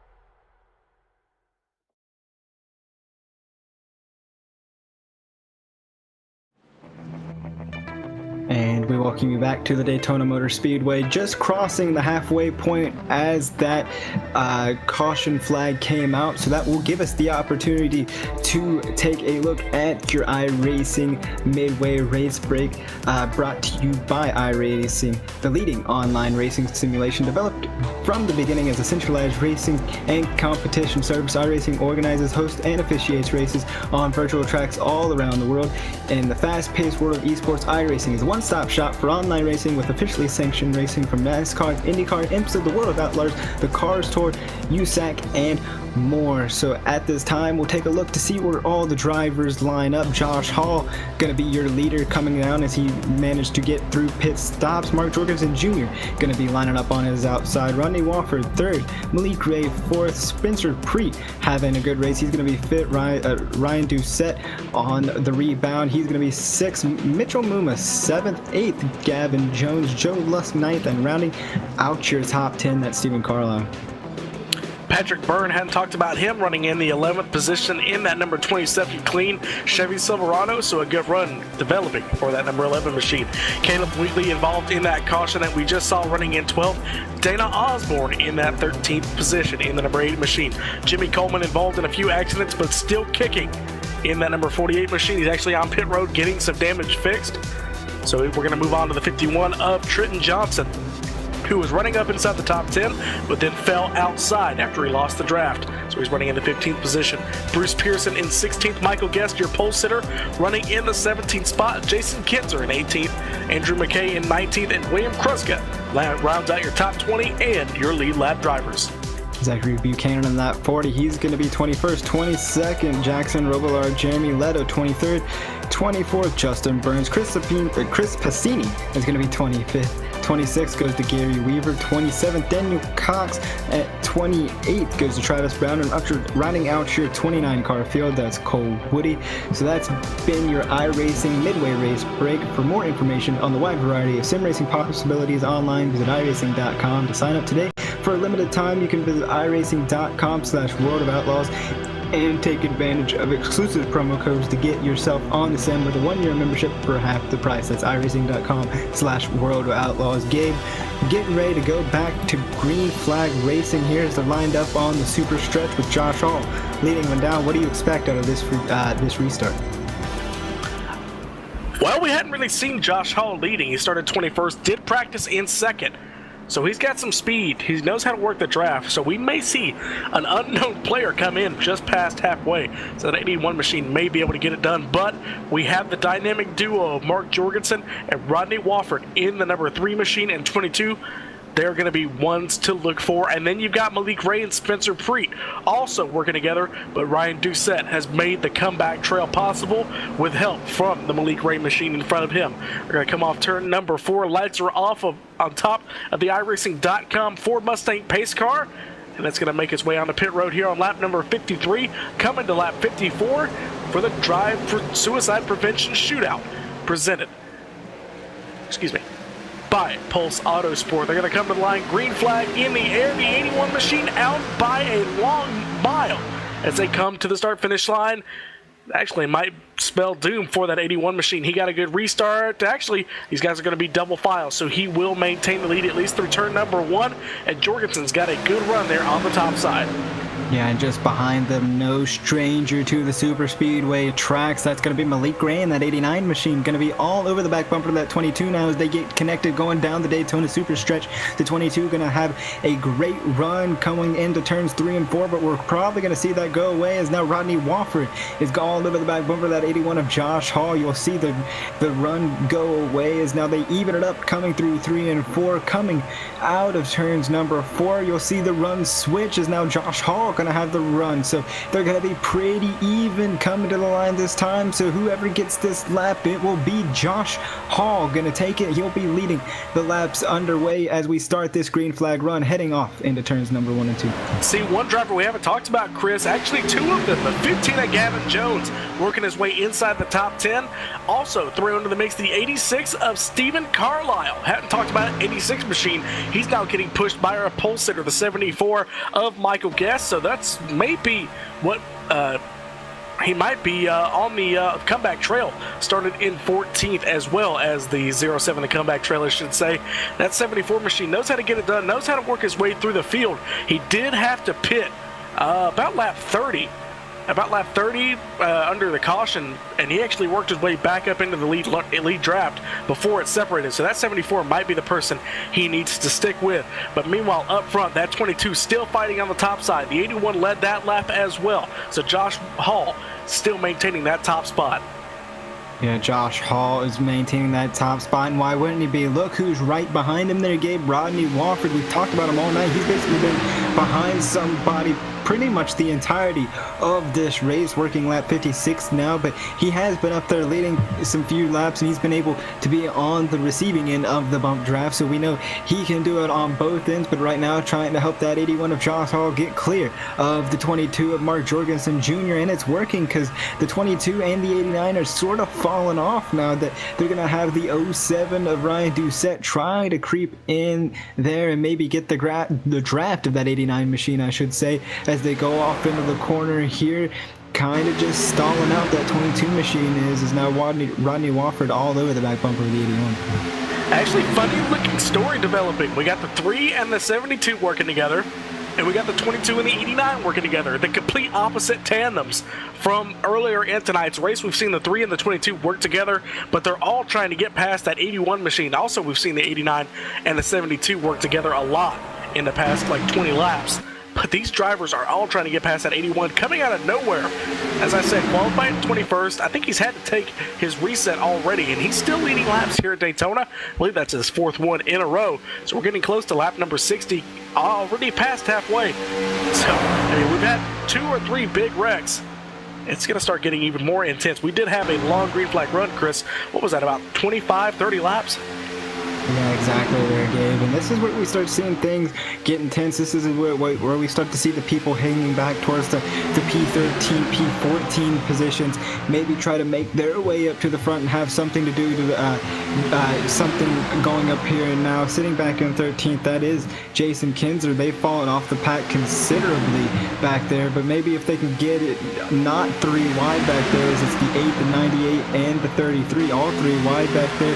If they can get into a single file line as they're turning, the 8, Dana Osborne, going to be turned by the 33 of Bruce Pearson. As we were just talking about them going 3 wide, they seemed like they were just going to get it sorted out, but just ran out of room, and it looks like the 8 just came up and turned himself on the 33's front bumper. Cars trying to miss them. Looks like just a 2-car incident there in turn number 4. And the thing that we're seeing, I mean, drivers who should really be taking it easy, riding single file, actually causing the wrecks. I mean, it's weird, but I can see where it's coming from. These guys, it's now past halfway. I just mentioned it. They're trying to get back up front. The pack, they can still kind of see them, but it's almost a lost cause at that point. And you end up with a torn up race car, and we're going to get another caution here. About 11 cars were in that draft. So I think we've pretty much seen all the plays that we're going to have. A lot of these guys still have a lot of damage to them. Yeah, there's a lot of cars here that are pretty much, it would be easier to find a car that doesn't have damage out there, so we'll have to see who comes down pit road this time by to see if anybody has any takers. But as I was going to say, before that caution came out, this is where we start to see drivers in the back start to move up towards the front and be a little bit more aggressive, because laps are winding down. We'll be crossing with about 40 laps to go this time by, so drivers are going to start coming up to the front. It's going to get more and more aggressive as each lap takes down, because there are so many people that want this showdown win, and we've seen a lot of people make a name for themselves up front, being Josh Hall, coming from the 21st position all the way to leading the majority of that, or not even maybe the whole green flag run we had there, Gabe. So we're going to get another caution here on lap number 60. Who comes to pit road, if any? Chris, did you get the number of laps that can actually make it on a tank of fuel? Don't have the math, but we see Mark Jorgensen Jr. It's going to be the 81 that's going to be left out there all by himself. Everybody coming to pit road, so depending on how much fuel they can get. I'm not sure how long they went on that first run, but everybody except the 81 coming down pit road. I know you can make it about 35 laps on a full tank here, Gabe, so they're definitely going to have to come in, and that's what we saw. Drivers coming in for gas only. Malik Ray wasted no time getting into pit road. Neither is Rodney Wofford or Mark Jorgensen Jr. Everybody coming just for a splash and go, so that's exactly what they were doing, coming in to top off the fuel, and now they're back out. So that 81 of Josh Hall definitely has some fuel saving to do, and I bet that is exactly what that driver is doing right now. I'm going to actually, Chris, I'm going to take a little bit of time here and actually chat with a few of the drivers, see what they can get on fuel. I'll be right back. And as we wind down the laps here, just as I mentioned, about 40 laps to go, still working this race. We've had a lot of green flag racing here and a lot of wrecks. We've seen a lot of major wrecks here tonight, so we'll have to see how many people can bounce back. We've seen a few people bounce back from a few wrecks. Caleb Weekly, who was just in that last wreck, seemed to have a clean car. He was good for the most part. He was fighting inside the top 5, top 10, and then fell back and was involved with the 8 of Dana Osborne, who now sits 15th. After that, so we'll have to see if they can maybe make their way to the front. They're not out of it yet. Nobody is out of it yet. Still a lot of racing left to go. Chris, I just talked to the driver of the number 11 machine, Kinzer. He said he's been getting about 40 to 42 laps, and that just confirmed it with Josh Hall coming on pit road. So he's not taking any chances. He's going to come down and get a little splash of fuel, so they might, depending on who's out front and how fast they go and how much draft they get, they might be able to make it on this tank of gas. And wouldn't that be something if it all came down to fuel mileage? As you'll see, Mark Jorgensen Jr. resume the lead. He's been no stranger to it here tonight, as through what we mentioned of Josh Hall coming down pit road for the the fuel. Talking about the fuel, we'll have to see if anybody will run out of gas, because you do not want to be that lead driver if you're running low on fuel, and especially as close as the fuel window is here tonight. We're here just under 40 laps to go, so we'll have to see how hard drivers are going to be pushing it and who will be leading the most. And it looks like Mark Jorgensen Jr. is going to stay back, but they did have a splash of fuel, so they'll be able to make it just a little bit. So it should be really, really interesting as the laps start to wind down. So as they come to the start-finish line down the back straightaway now, looks like Mark Jorgensen playing with the pace car a little bit, so Jorgensen is bored. But he's going to have his teammate, we could basically call it the 3 of Rodney Walford. He's been drafting with him pretty much all night. They got separated there on that restart, and they had to work with different people. But now we've got the 2-car tandems that we've seen work all night, actually, now that we've got Malik Ray and Spencer Preet also together. The top 4 are pretty much lined up the way they want to if they can get a good restart. And then you've got Gavin Jones. I mean, he was kind of working with the 74 Michael Guest, but he's pretty much the lone wolf in this situation. He has no commitments. He can go wherever he wants. Yeah, he really can. And as we see the lights go off on the pace car, that means we'll line him up, rank him, and stack him for what could be the last caution of the day. But I do not see that happening here, Gabe. We'll have to see how long like we mentioned, we had about 25 laps of a green flag run. That has been our longest. And you see Malik Ray down there below the apron. He's shutting that truck off, saving as much fuel as he can, because he knows it's going to be close here as they get going. You always want to be better safe than sorry. So you see that driver on the apron, switching the truck off and getting ready for it to go. So everybody trying to save as much fuel as they can, because that is now going to be the talk of the race here. Fuel, because fuel is the big one here. So Mark Jorgensen Jr. leading them down the back straightaway as we get ready to take the green flag. Going down the Daytona Super Stretch, lap number 63, going to be 64 when we get the green flag. 18 cars on the lead lap. Mark Jorgensen all the way back to Zachary Buchanan. Started 7th, now in the 40th spot. Driver in a position to maybe get his laps back is the 89 of Jeremy Leno. Maybe. Because he has a lot of work to do that 84 machine does. So we're going to have to wait and see what he can do. He's got 2 laps to make up. So he's going to be, I mean, if we get a quick caution, he's in a good position. But it's going to be all coming down to that. So it's going to be Mark Jorgensen on the restart. It's going to be your leader. Chris is going to come down to 35 laps to go. It's going to be a quick green flag. Let's see who can get the better restart. The 22 going to get restarted. Will he pull up in front of the number 3 machine of Wofford, who he's been working with all night? Yeah, Wofford gonna be on the outside. They're gonna be kind of side by side, maybe gonna even it up here in turns 1 and 2. Not gonna happen. Malik Ray gonna be all over the back bumper of that 22 of Mark Jorgensen Jr. and basically gonna leave the 3 and the 72 out to drive on that inside. And look at Gavin Jones. We've talked about him under the caution flag, 25th to 5th. That driver having such a great day here in the showdown, looking to capitalize on it a little bit more as the 3 and the 72 just cannot get hooked up on the outside line. They're dropping more. Now Michael Guest gonna look to the inside of this 3. So the 3 dropping like a fly, and that's not normally what we see from that 3 machine. He's been up front all night. We haven't really seen him drop back too far. Now there they go, the 72. You're speaking too soon. To the 3 of Rodney Wofford, maybe trying for a little bit of a bounce back as they go down into turn 1 side by side with Malik Ray. I was going to say, Chris, you're kind of counting your chickens by the hat because that 3 is coming, and he's got his best friend in the whole world, at least so it seems, running up in the lead. So at any point, he could pull out and get his friend.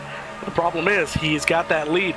Actually, Wofford's going to take it maybe to the lead. Will the 22 of Jorgensen come up? No, so they're going to be side by side into turn number 3. Wofford to the outside, the 22 to the inside. Caution is out.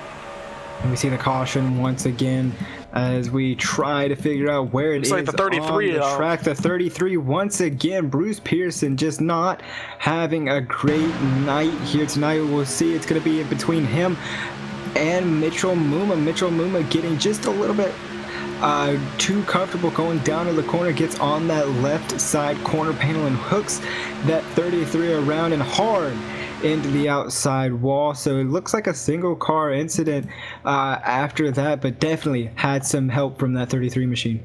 May have seen a little bit of damage on the 98, but not too much, or at least maybe here at the Super Speedways. Jackson Robillard in the number 98 machine, 2 laps down already. But that's going to put Jeremy Leno, he's going to get one of his laps back. The number 84 Budweiser machine is going to get back on to 1 lap away from lead lap. So he's going to be trying to get another caution here. That's going to be one thing he's going to have to hope for. The caution that he needed happened right in front of him. That's the way it happens here at Daytona. That is the way it happens, and it's such a quick caution. We've been talking about fuel quite a bit, so we'll have to see. You'll see a lot of these drivers turning off the car, turning off the truck, rather saving as much fuel as they can to make it to the inside line. You can see Malik Ray shading it now. He's going to drop below the yellow line, shut that truck off, and try to save as much fuel as he can. So everybody knows it's going to be close on fuel, but with Jorgensen Jr. leading, he's kind of in a bad spot there, Gabe, because he cannot utilize the draft to kind of help him save fuel. So he's got to go as hard as he can.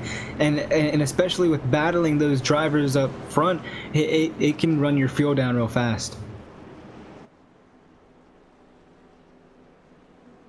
Running out of cars here at Daytona. Chris, I want to talk to you about, well, now that we got time, Daytona versus Talladega. I mean, they're pretty much the same track, as the unknowing fan would know. But, I mean, here at Daytona, look how narrow it is. Maybe 2, maybe 3 cars. Talladega, you can possibly get 5 wide, but they're running the same speeds. And that's the part I've always loved about Daytona. Talladega, you have the room to pick and choose your moves. You know, run to the outside. Run 4 wide if you think you have the run to do it. Here at Daytona, if they're 2 wide, you run the risk of maybe putting it in the outside fence if you try and go 3 wide. Yeah, definitely a lot of room. You can go 3 or 4 wide at Talladega. Here, you got to be a little bit more careful with how you make your moves. And down the super stretch, you can maybe fit it 3, 4 wide, but you definitely do not want to go beyond that going down to the corners because they shrink. They shrink a lot, and we saw that coming out of turns 4 with the 8 of Dana Osborne getting turned onto the outside line when they were 3 wide coming off of 4. So we know how tricky it can be coming out of the corners, going into the corners, and even with bump drafting going into these corners, Talladega and Daytona alike, you have to hit them square or you're going to be sending the drivers around, and that's exactly what we've been seeing all night here tonight, Gabe.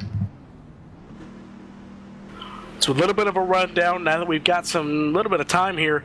Looks like Malik Ray not coming to pit road is actually just going to try and run down to the apron. Jorgensen in the lead, Wofford in second, Malik Ray in third, Spencer Preet in the 4th spot, Gavin Jones from 25th to 5th, as we noted a couple of times, up to 5th.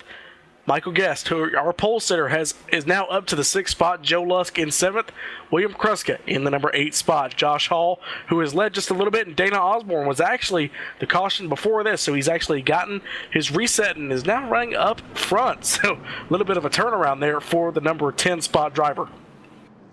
Yeah, and what a drive by that Dana Osborne coming that just utilizes how much of a game changer that one fast repair can make. Unfortunately, we have had a lot of drivers fall off tonight using their fast repair and then getting caught up in some more, starting with Jeremy Leto, Jackson Robillard, and company. And the first caution come out with Chris Passini. He's now 50 laps down, so that just goes to show how many drivers have fallen out of this race and how early things can happen here and how fast things can happen here at Daytona. But like you mentioned, Mark Jorgensen Jr. leading him, Rodney Wofford up in second, no stranger to the top 5. He started second. He hasn't really fallen out of the top 5 all day, Gabe. So Rodney Wofford may be looking to come and get a win because he's been pushing people all day. We've talked about that driver and how fast he is behind somebody. If he can get out in front, we've seen some shades of it. He's been able to get out in front and lead a few laps. If he gets out in front, he can handle it. I'm going to be looking for that driver to maybe try and steal one here tonight. Might just be the one to do it. Gavin Jones might be the one to do it, or Joe Lusk. A lot of these drivers don't really have partners exactly nailed down. They haven't run up front long enough to get them nailed down. They're going to come to the start-finish line. Hopefully, we do get the one to go this time by. Let's wait and see. Everybody hold your breath. Lights are out atop the iRacing.com Ford Mustang pace car, so we will go green flag racing this time by on lap number 69, coming to lap number 70. Yeah, and normally we will see, as we've talked about before, Gabe, that 22 and that 3 work together, but now they're out, they're side by side coming through here, and we saw the 72 and the 3 work together towards the end of that little run we had there, but it did take them quite a while to finally get hooked up, and had me eat some words, because once they did, they were pretty much flying. They were able to close that back in and go side by side with Jorgensen Jr. and Malik Ray. So Malik Ray still saving fuel down there on the inside line, trying to save as much fuel as you can here, and that's exactly what you need to do. But we'll see if they can get a better start on that outside line and maybe contend just a little bit more as they come down the super stretch as we get ready to take the green flag. So it's going to be 18 cars still on the lead lap. Jeremy Leto, he actually did not get the free pass, so that's a little bit weird, but so he's still going to be 2 laps down. So it's going to be Mitchell Muma who actually did get your for Lucky Dog free pass. So the 16 goes into the 18th spot. But it's going to be Mark Jorgensen leading them to the green flag. The 89, he's actually laying back a little bit, maybe trying to get a little bit of a run. I know that's a little bit blatant, but watch him. He'll creep up there when they get closer to the start-finish line, and then he will fire. Maybe trying to push that 22 out front to where he can make his own line.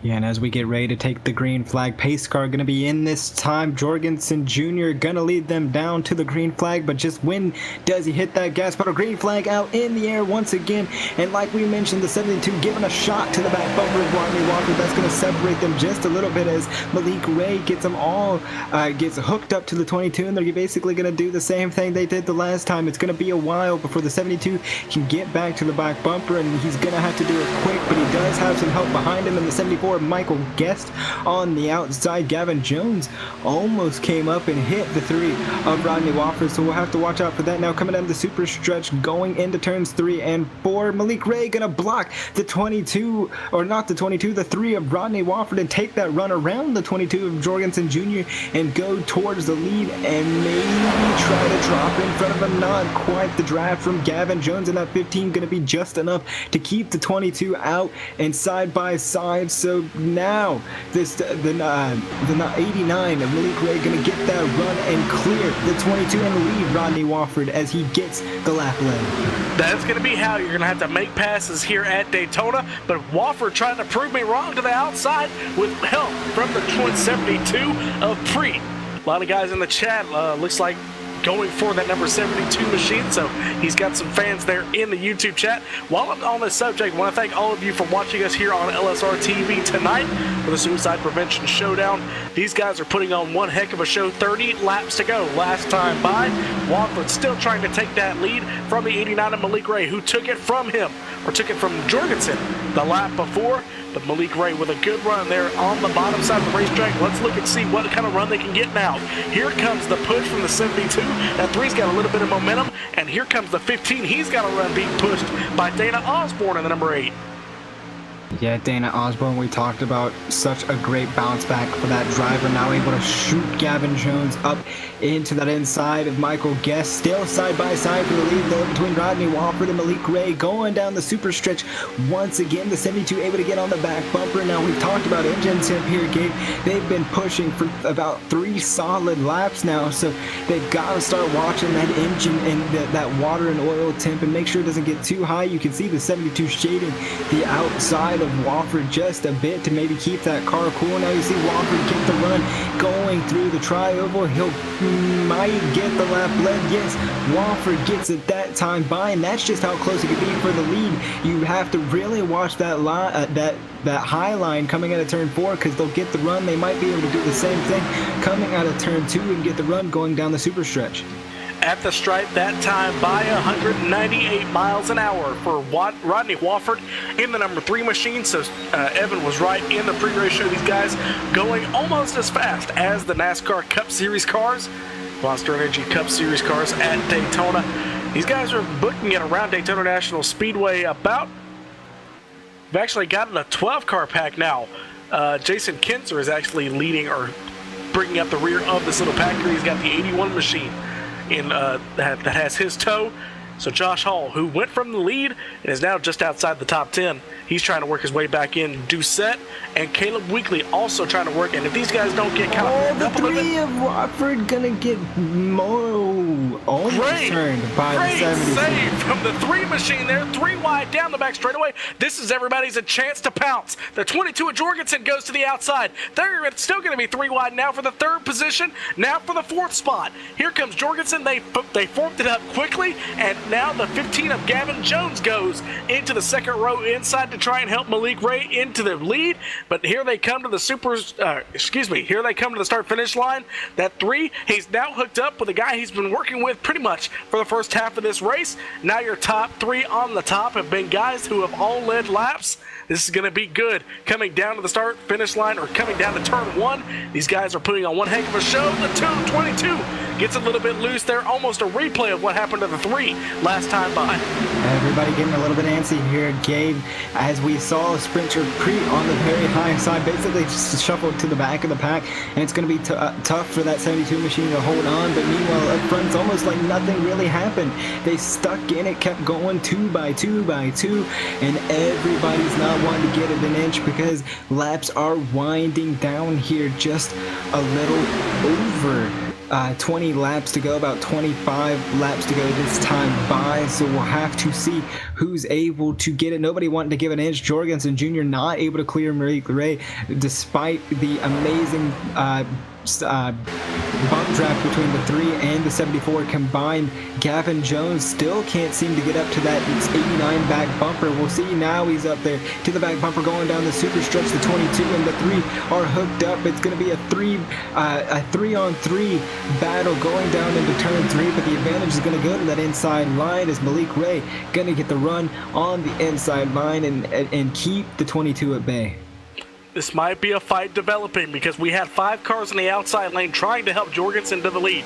Now that 5th car, Josh Hall, down to the bottom. So 5 cars, 6 cars now to the inside lane, 4 cars on the outside. This is going to be the fight for your win if they don't wreck here in the final 25 laps. Lap number 77, so 22 laps to go. Next time by, a couple of cars falling back. Looks like the 12 and the 11 have fallen back off of this pack, so a 10-car breakaway up front for your win here at Daytona down the super straightaway, or down the super stretch.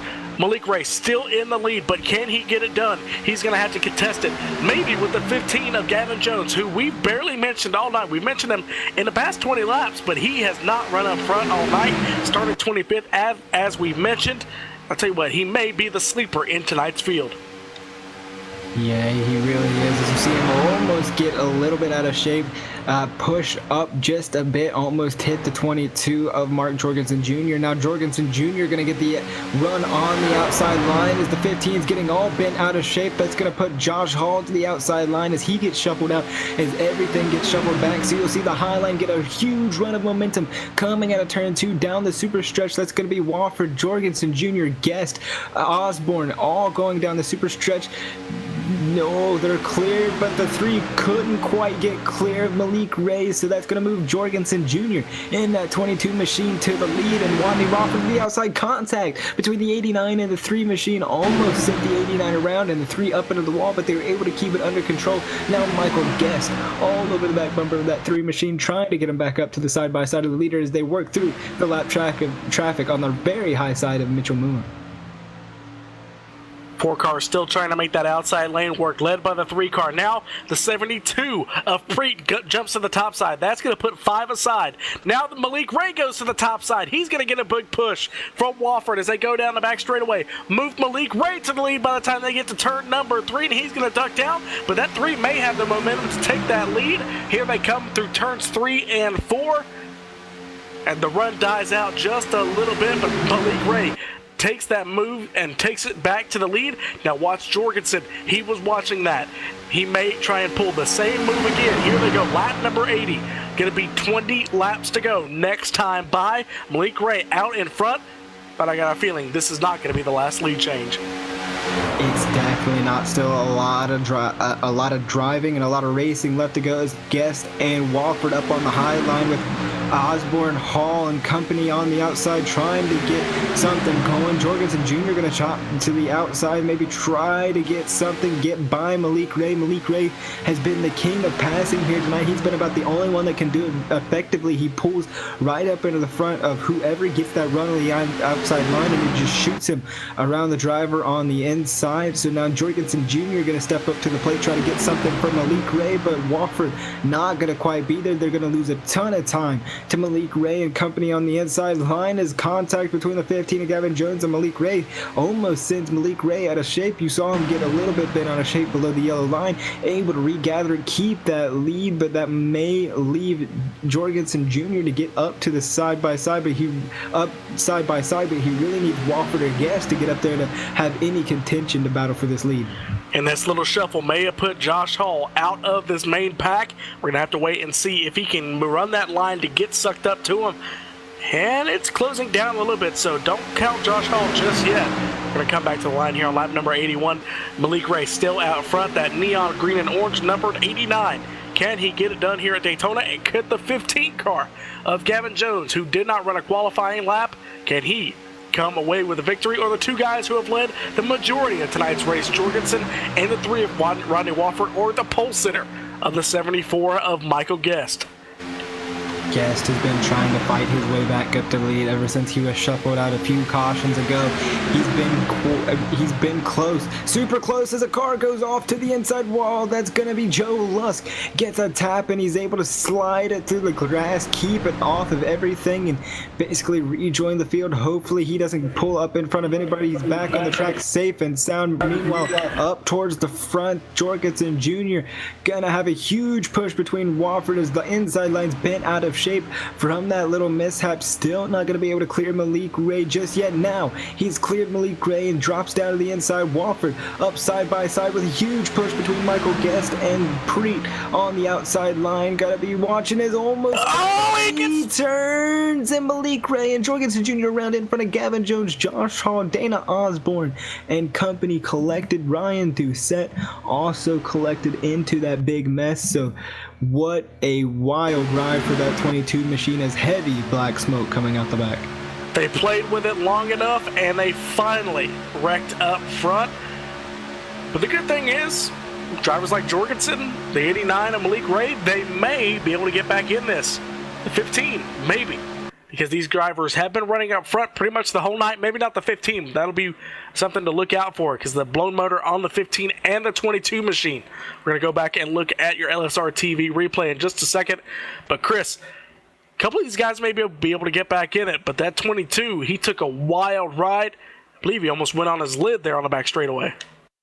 Yeah, I almost thought the 22 and the 89 had it saved, but they tried to keep in it and just turn those two cars around, and that's the second wreck we've had from the lead here tonight. Here, Gabe, what a wild ride for those two drivers. But as this caution flag comes out, we're going to take this moment to take one final caution flag here at LSR TV, your home for sim racing.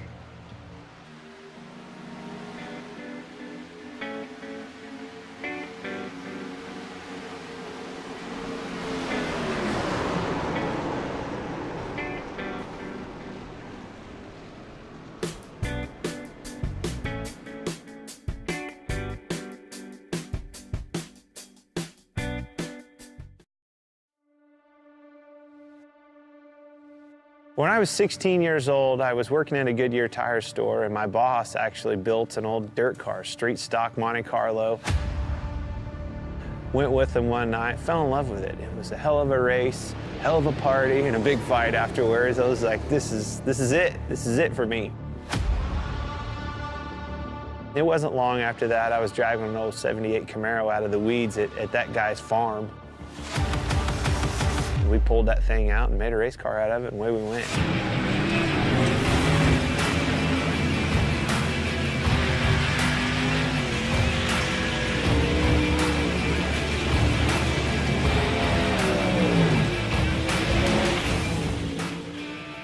You know, I think a driver has more to do with the equation going back and racing dirt, whether it's a modified, a late model. You can do more with the race car. You know, the harder you drive it, a lot of times, the better it goes. You can crawl up on that wheel and feel like you made the difference at the end of the night.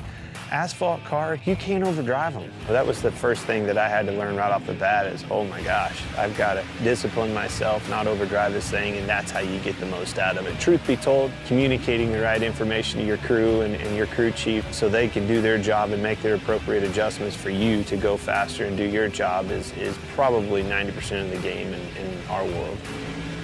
I've always loved late models. You know, my dream was to be a late model driver driving for a living across the country like Daryl and Don do that drive for me. I mean, that was, truth be told, that was my dream, you know.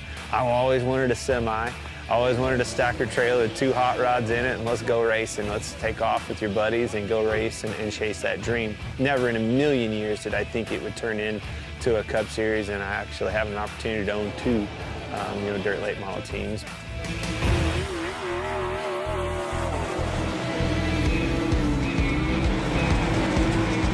When you think of iRacing, you don't think of a video game. It's not. It's way above and beyond any of that. You know, dirt racing changes so much. The track changes so much. Being able to capture that, to experience all those details that surround dirt racing and make dirt racing what it is what makes iRacing so cool, because they did nail all of that. I knew when they came to our shop and scanned cars and went to the detail of getting that car right, I knew that it was going to be over the top, because it blew my mind just the work that went into making sure the car itself was legit. This sport has been around a long time. The competition can't be replaced, and that's what brings people back to the racetrack week in and week out.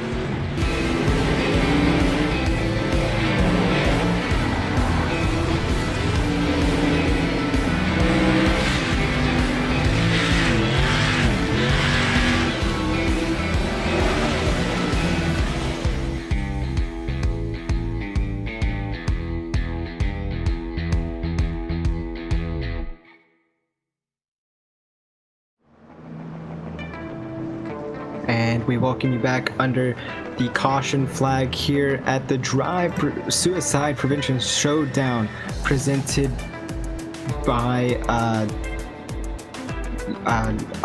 yeah, I totally just forgot what I was gonna say there, but Michael Guest, your leader, after a wild ride between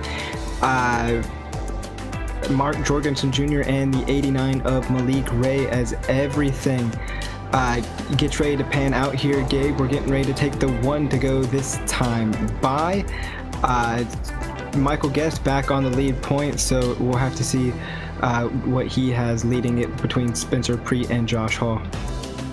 It's okay, Chris. It's been a long day. It's an hour and a half. It has been a really, really long day. Hour and a half.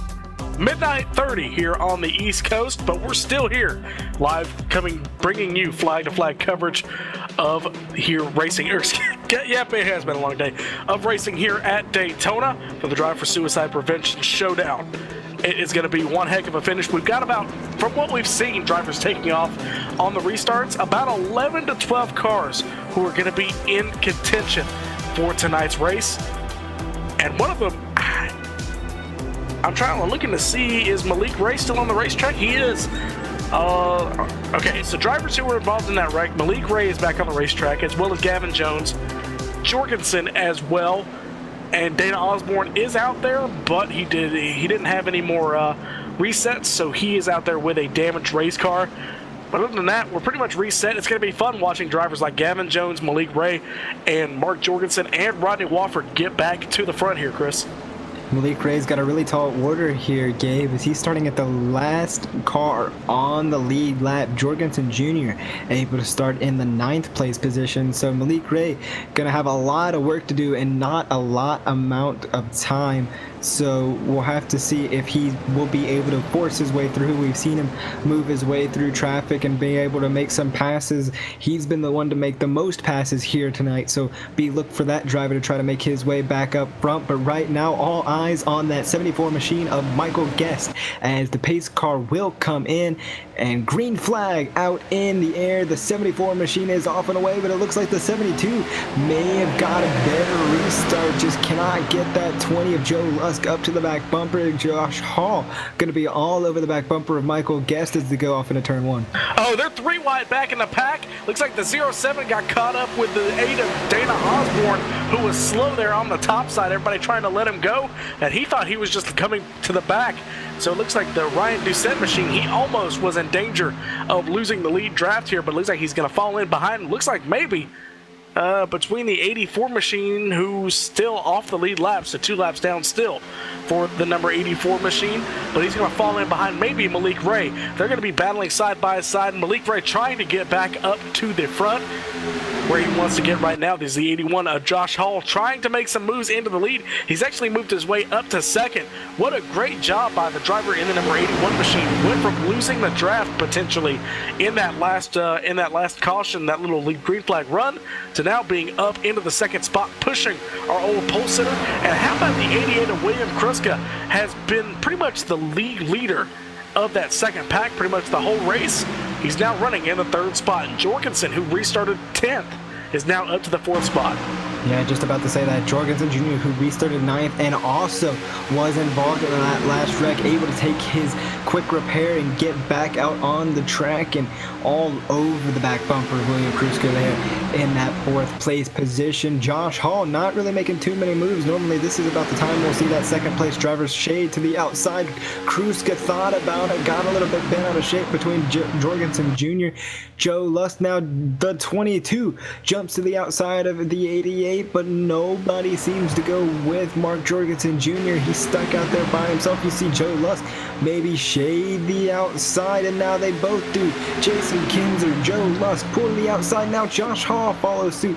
Michael Guest trying to block the entire track. He's going to stay on the inside line. Joe Lusk going to give a huge shot to the 81 going off down into turn 3.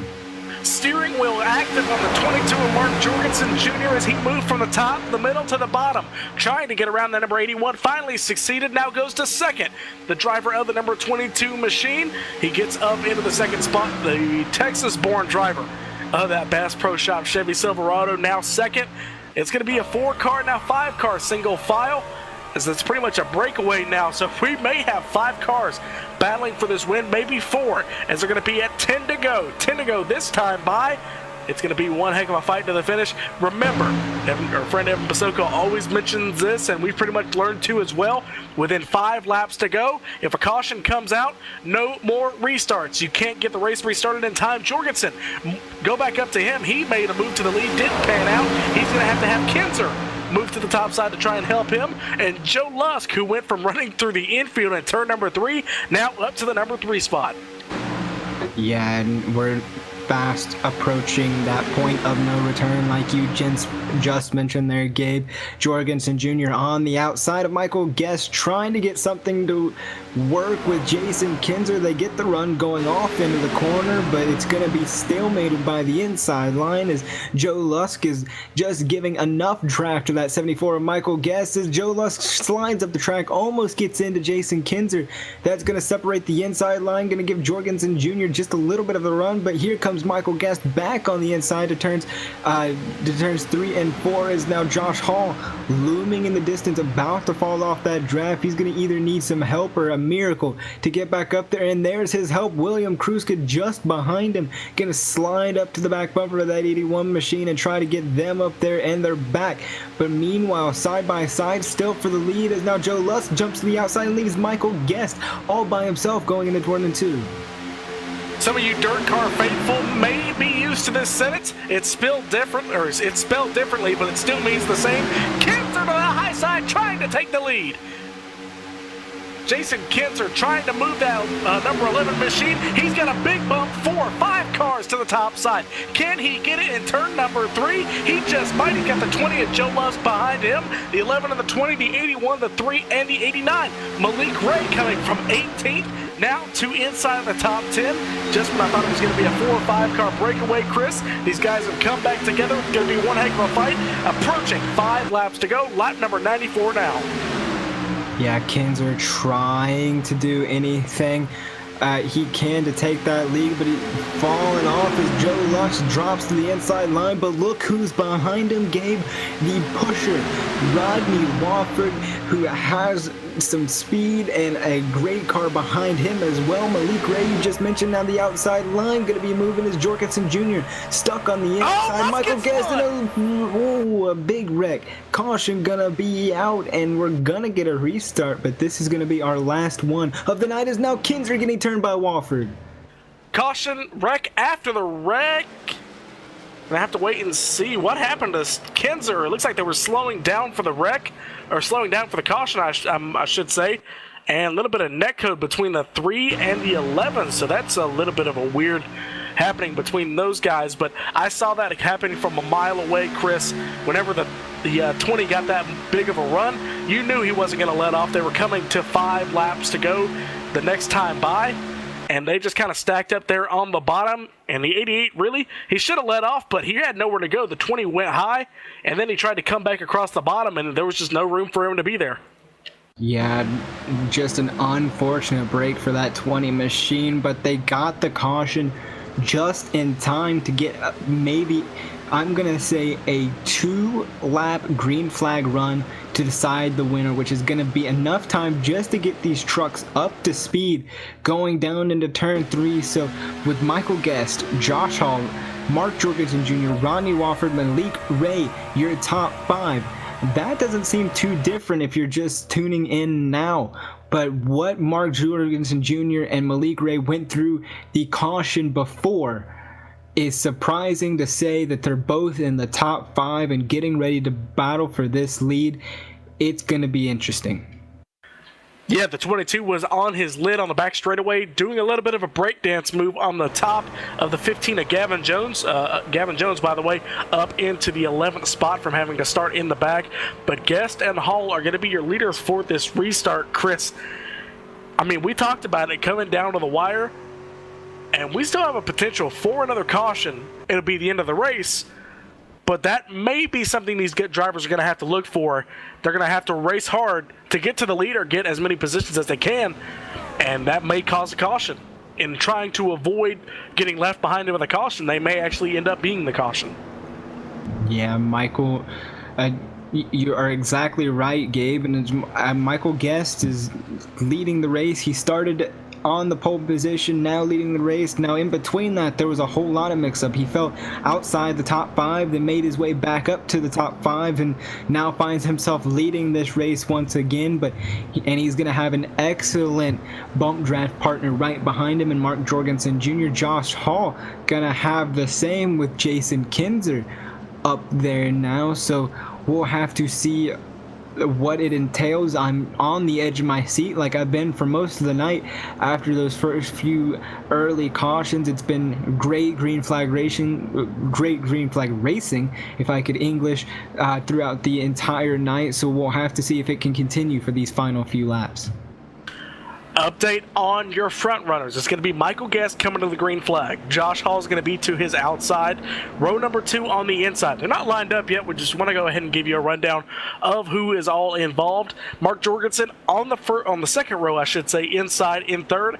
Jason Kinzer in that number 11 machine. He did get put into the wall. It's going to be interesting to see what kind of damage that number 4 position driver has. Rodney Walford, who has been up front, along with Malik Ray, are going to line up in row number 3. Spencer Preet in the 72 and Ryan Doucette in row number 4. Stephen Carlisle and Gavin Jones in row number 5. So that's going to be your top 10, Chris. And they're all drivers who I think have a potential to win. Yeah, because like you said, still a caution could come out, and a number of cautions that we've seen here today, Gabe, have been from the lead. So if you say one of the leaders wrecks and a guy like Gavin Jones in that 10th place position ekes through it, there's your winner, that 15 of Gavin Jones who started in 25th. So anything can happen here in these final few laps, and I'm going to say it's going to, because the gloves are going to be off once the lights go out on this pace car, which will hopefully be this time by, so we can get back green flag racing and just see who's got what. I'm excited. You're probably excited. Everybody watching is probably excited. We've got 17 cars on the lead lap, and it's about to get interesting.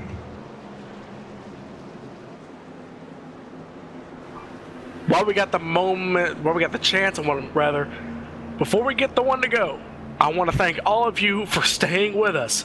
12:30 on the East Coast, 11:30 in the West. In the Midwest. Wherever you are, thank you for joining us here on LSRTV for the Drive for Suicide Prevention Showdown. All 60 of you, thank you for joining us here tonight. It's going to be one heck of a finish. They're going to come down to maybe 2 laps to go. That might be the kind of finish we're going to get here, Chris. And I'm excited. With the drivers we have, nobody's lined up with their partner. Actually, as I say that, Jorgensen and Wofford are lined up in the on the bottom side in 3rd and 5th. Yeah, but they have to get around Hall and Guest to try to at least make something happen, which is something of its own. Is we're gonna get the lights off on the pace car. We're gonna get this green flag with 2 laps to go, Gabe. So you're not gonna get a lot of breathing room here. You're gonna have to get the restart of your life, and I always mention it because I'm a big, speculation guy, and you got to think about what's going through that mind of Michael Guest right now.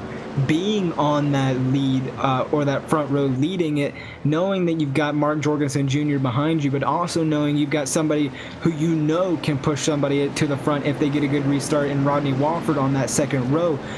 There's got to be so many plans going through your mind, and you just got to get one restart right, and it's this restart right here. Feel bad for your desk there, Chris. I can feel the intensity coming through the mic. Oh, I just made it awkward, didn't I? Michael Guest is going to be your leader here for the restart, Chris. All right. Actually, I was trying to figure out what that noise was. All right, so while we got the chance, pick a driver. Who wins this race? Wofford. That's my pick. All right. He's riding in 5th. I got to go with Malik Ray. That number 89 machine has been too good at passing. When he's had no partner, nobody to work with, that 89 has been able to ride up front. And looks like Evan Pasoko, our commentator from Beyond the Grave is actually picking Michael Guest or pole sitter, the driver who is in the lead here for the restart here. We're going to be 2 laps to go. Chris, outside lane, gets a horrible restart. And I tell you what, here comes my driver, the 89 of Malik Ray. He's going to be 3rd by the time they get out of the tri-oval. I don't know if that was a bad restart. It's just weird, awkward timing. I don't know how jumping the restart goes in this series, but Michael Guest went before the pace car was even down into pit road, so we'll have to see how that comes out. But for right now, Michael Guest out to a commanding lead, but that's going to be bad for him because Malik Ray and Josh Hall going to get that run to the outside now. Oh my. Malik Ray going to go to the inside once again, almost taking out the 22 of Mark Jorgensen Jr. Maybe looking for maybe a cross up there, but it didn't work out. If something's going to happen, they're going to have to go to the high side now and try to get that run going because it is white flag. 1 more lap to go as they go off into turn 1, single file through the top 4 and most of the top 10 as Michael Guest leads them down to turn 1. 72 of Spencer Preet goes to the outside lane, and the 89 is backed up from the 2 leaders. Jorgensen and Guest are up front. Look for the run. Here comes the 89 of Malik Ray down the back straightaway. He's going to move to the top side, now to the bottom. Can he find anywhere to go? No, he's going to get blocked. So that's going to be one heck of a way to get to this race, get to the finish. What's going to happen is they come out of turn number 3 and out of turn number 4. Chris, here they come to the line. They're wrecking to the back. Bring them home. Michael Guest coming out of turn 4. Jorgensen Jr. looking to the outside. Malik Ray gonna follow. Oh, Michael Guest has to pick which lane to follow and turned. Malik Ray up into Mark Jorgensen Jr. and then everybody follows behind. So it seems like our commentator from the grave, Evan Pasoko, was right in calling Michael Guest your winner here in the Drive for Suicide Prevention Showdown presented by Pulse Autosport. Michael Guest, what a run by that driver. Ladies and gentlemen, Evan Pasoko would brag if his mic worked and his internet was great, but it's not, so we get to laugh at him. Michael Guest is your winner. They're going to come down pit road. He's going to celebrate. We're going to give us a few minutes here on LSRTV to get those drivers and get down the pit road to interview your top 3 here from Daytona. We'll be right back here on LSRTV for the Drive for Suicide Prevention Showdown here. This has been LSRTV. One heck of a finish, and I think me and Chris are both going to enjoy interviewing these winners. We'll be right back.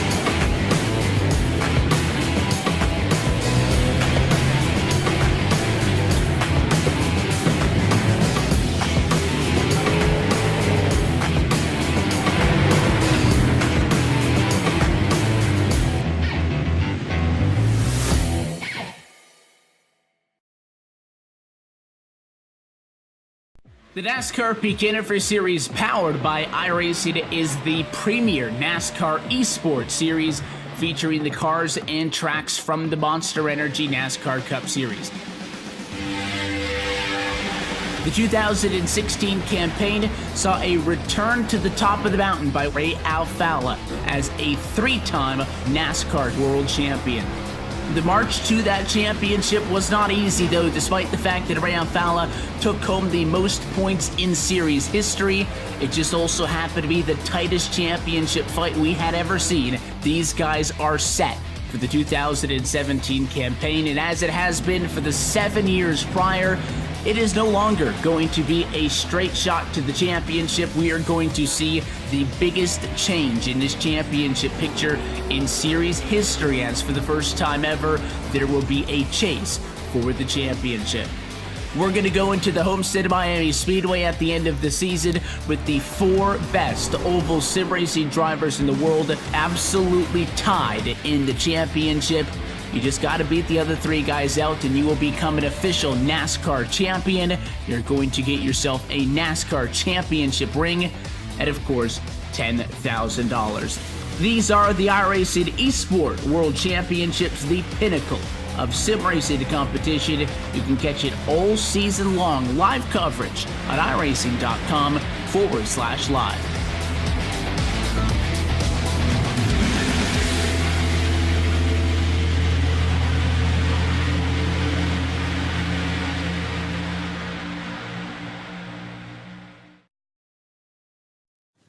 So cool, yeah. Nate, what are you working on at the moment? So I'm working on the animation for the game. We're working on getting pit crews fully developed, and that involves a lot of moving parts. So I'm going in and making sure that each moving part can dovetail smoothly into the next one, so that when you pull in for a pit stop, it looks like the real thing, as opposed to a bunch of jumbled pieces that suddenly stop and then go and stuff like that. Yeah, that's so cool, but why aren't you working on the time model? Nothing?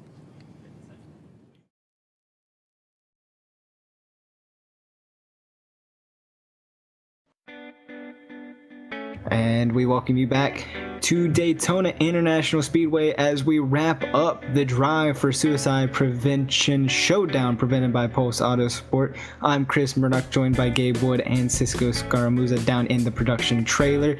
Gabe, what a great race as we take a look at your full field rundown. Michael Guest bringing it home from starting on the pole, now finishing first. Mark Jorgensen Jr. wrecking across the line is going to come home in second. Malik Ray third.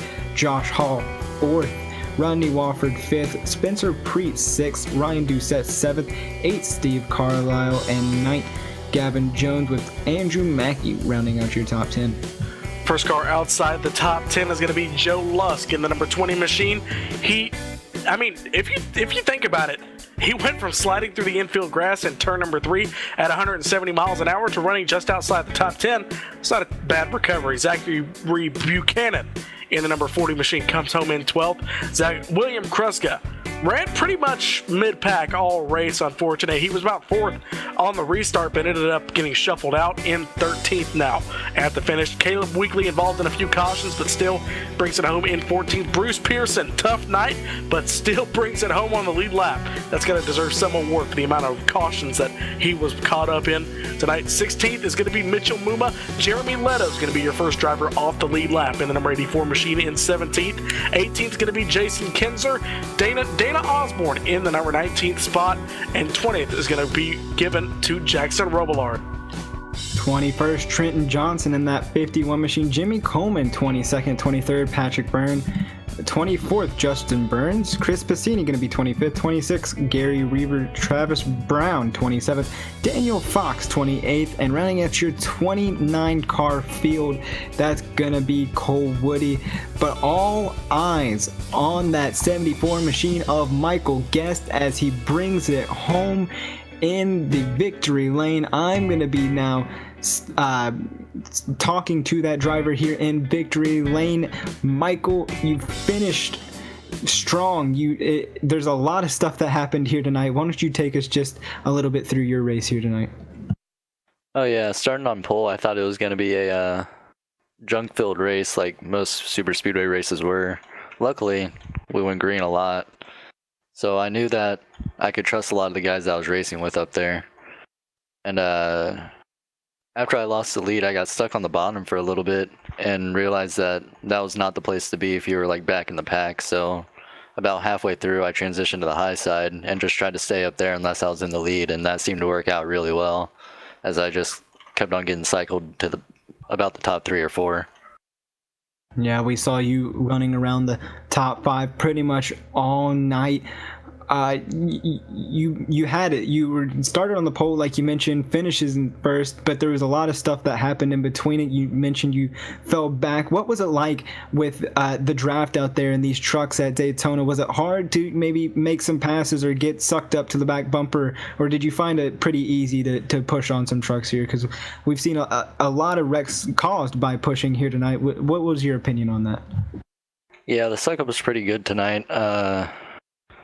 I found it pretty easy to get up on someone's bumper and just push them around the track, especially if someone was behind you. So when people were swerving a little bit in the corners, that's where the wrecks were happening. People were getting hooked and stuff. So I tried to not push as much in the corner. I fell back to about 10th to 15th for a little bit, just saving my car. I never had to use the reset that race because I never got wrecked, luckily. So. Yeah, I had a very clean truck by the end of it, Michael. Congratulations on your win and your pole. Before we let you go, as always, up here on the LSRTV booth, sponsors, shout-outs, who makes that happen for that 74 machine?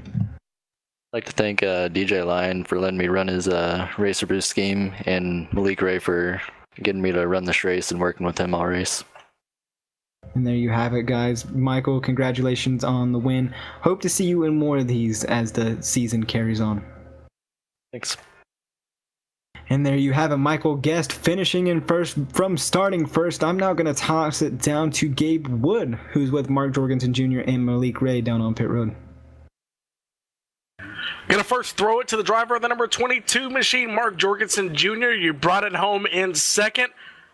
Oh, so close, 6/100ths of a second. You went flipping across the start-finish line, but you still brought it home in the second spot. Tell us about your race. Oh, it was pretty good for the most part. There at the early going, I mean, I think we had 3 cautions within the first 15 laps or so. You know, so the way the beginning of the race was kind of playing out, I thought it was just going to be caution after caution after caution. Everybody was going to get junked out. There's just going to be a handful of trucks left, but everybody got their stuff together and had some pretty good green flag racing.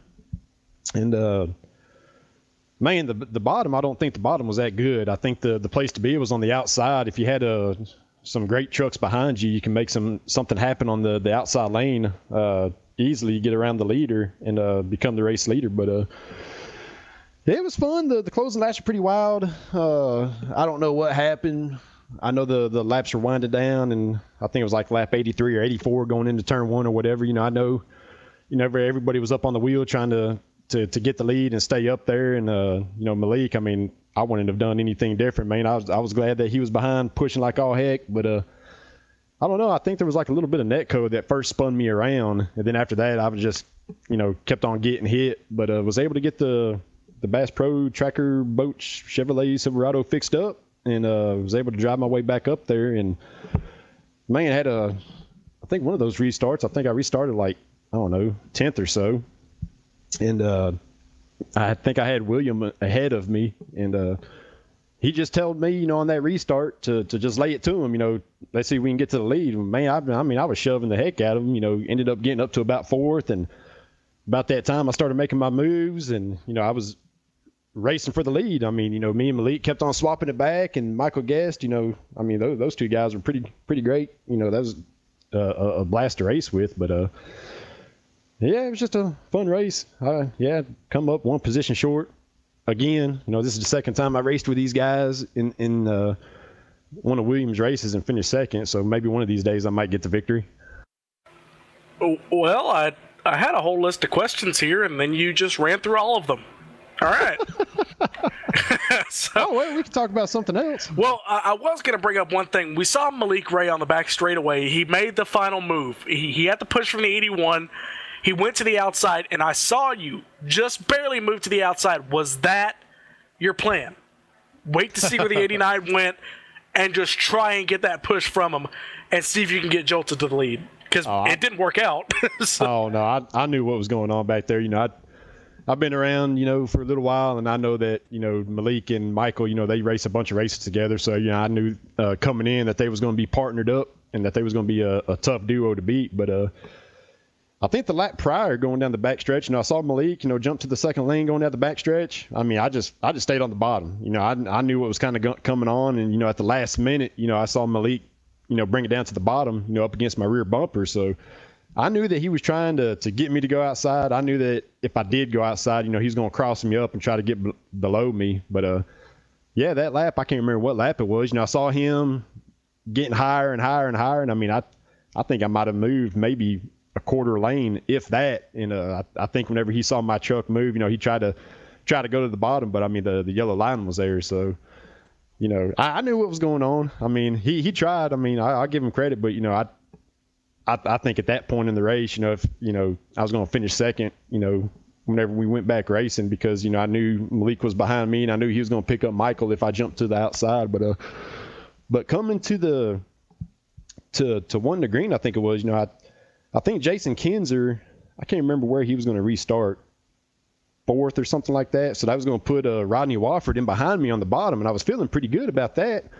Because I knew that if we can get shoved out there that, Rodney was probably going to pick me up and shove me to the lead. But Jason Kinzer ended up pitting, fixing his damage, and that kind of put Rodney to the outside and put Malik in behind me. So at that point, I knew Malik and Guest were going to be working good together. But it was fun. All right, Jorgensen, you come home in second. I would say you got any sponsors to thank, but you already ran through that. So good job on the second place tonight. Hopefully you'll come away with a victory at some point racing with these guys. And now I'm going to catch up with a driver who finished in third inside the rears of your race car.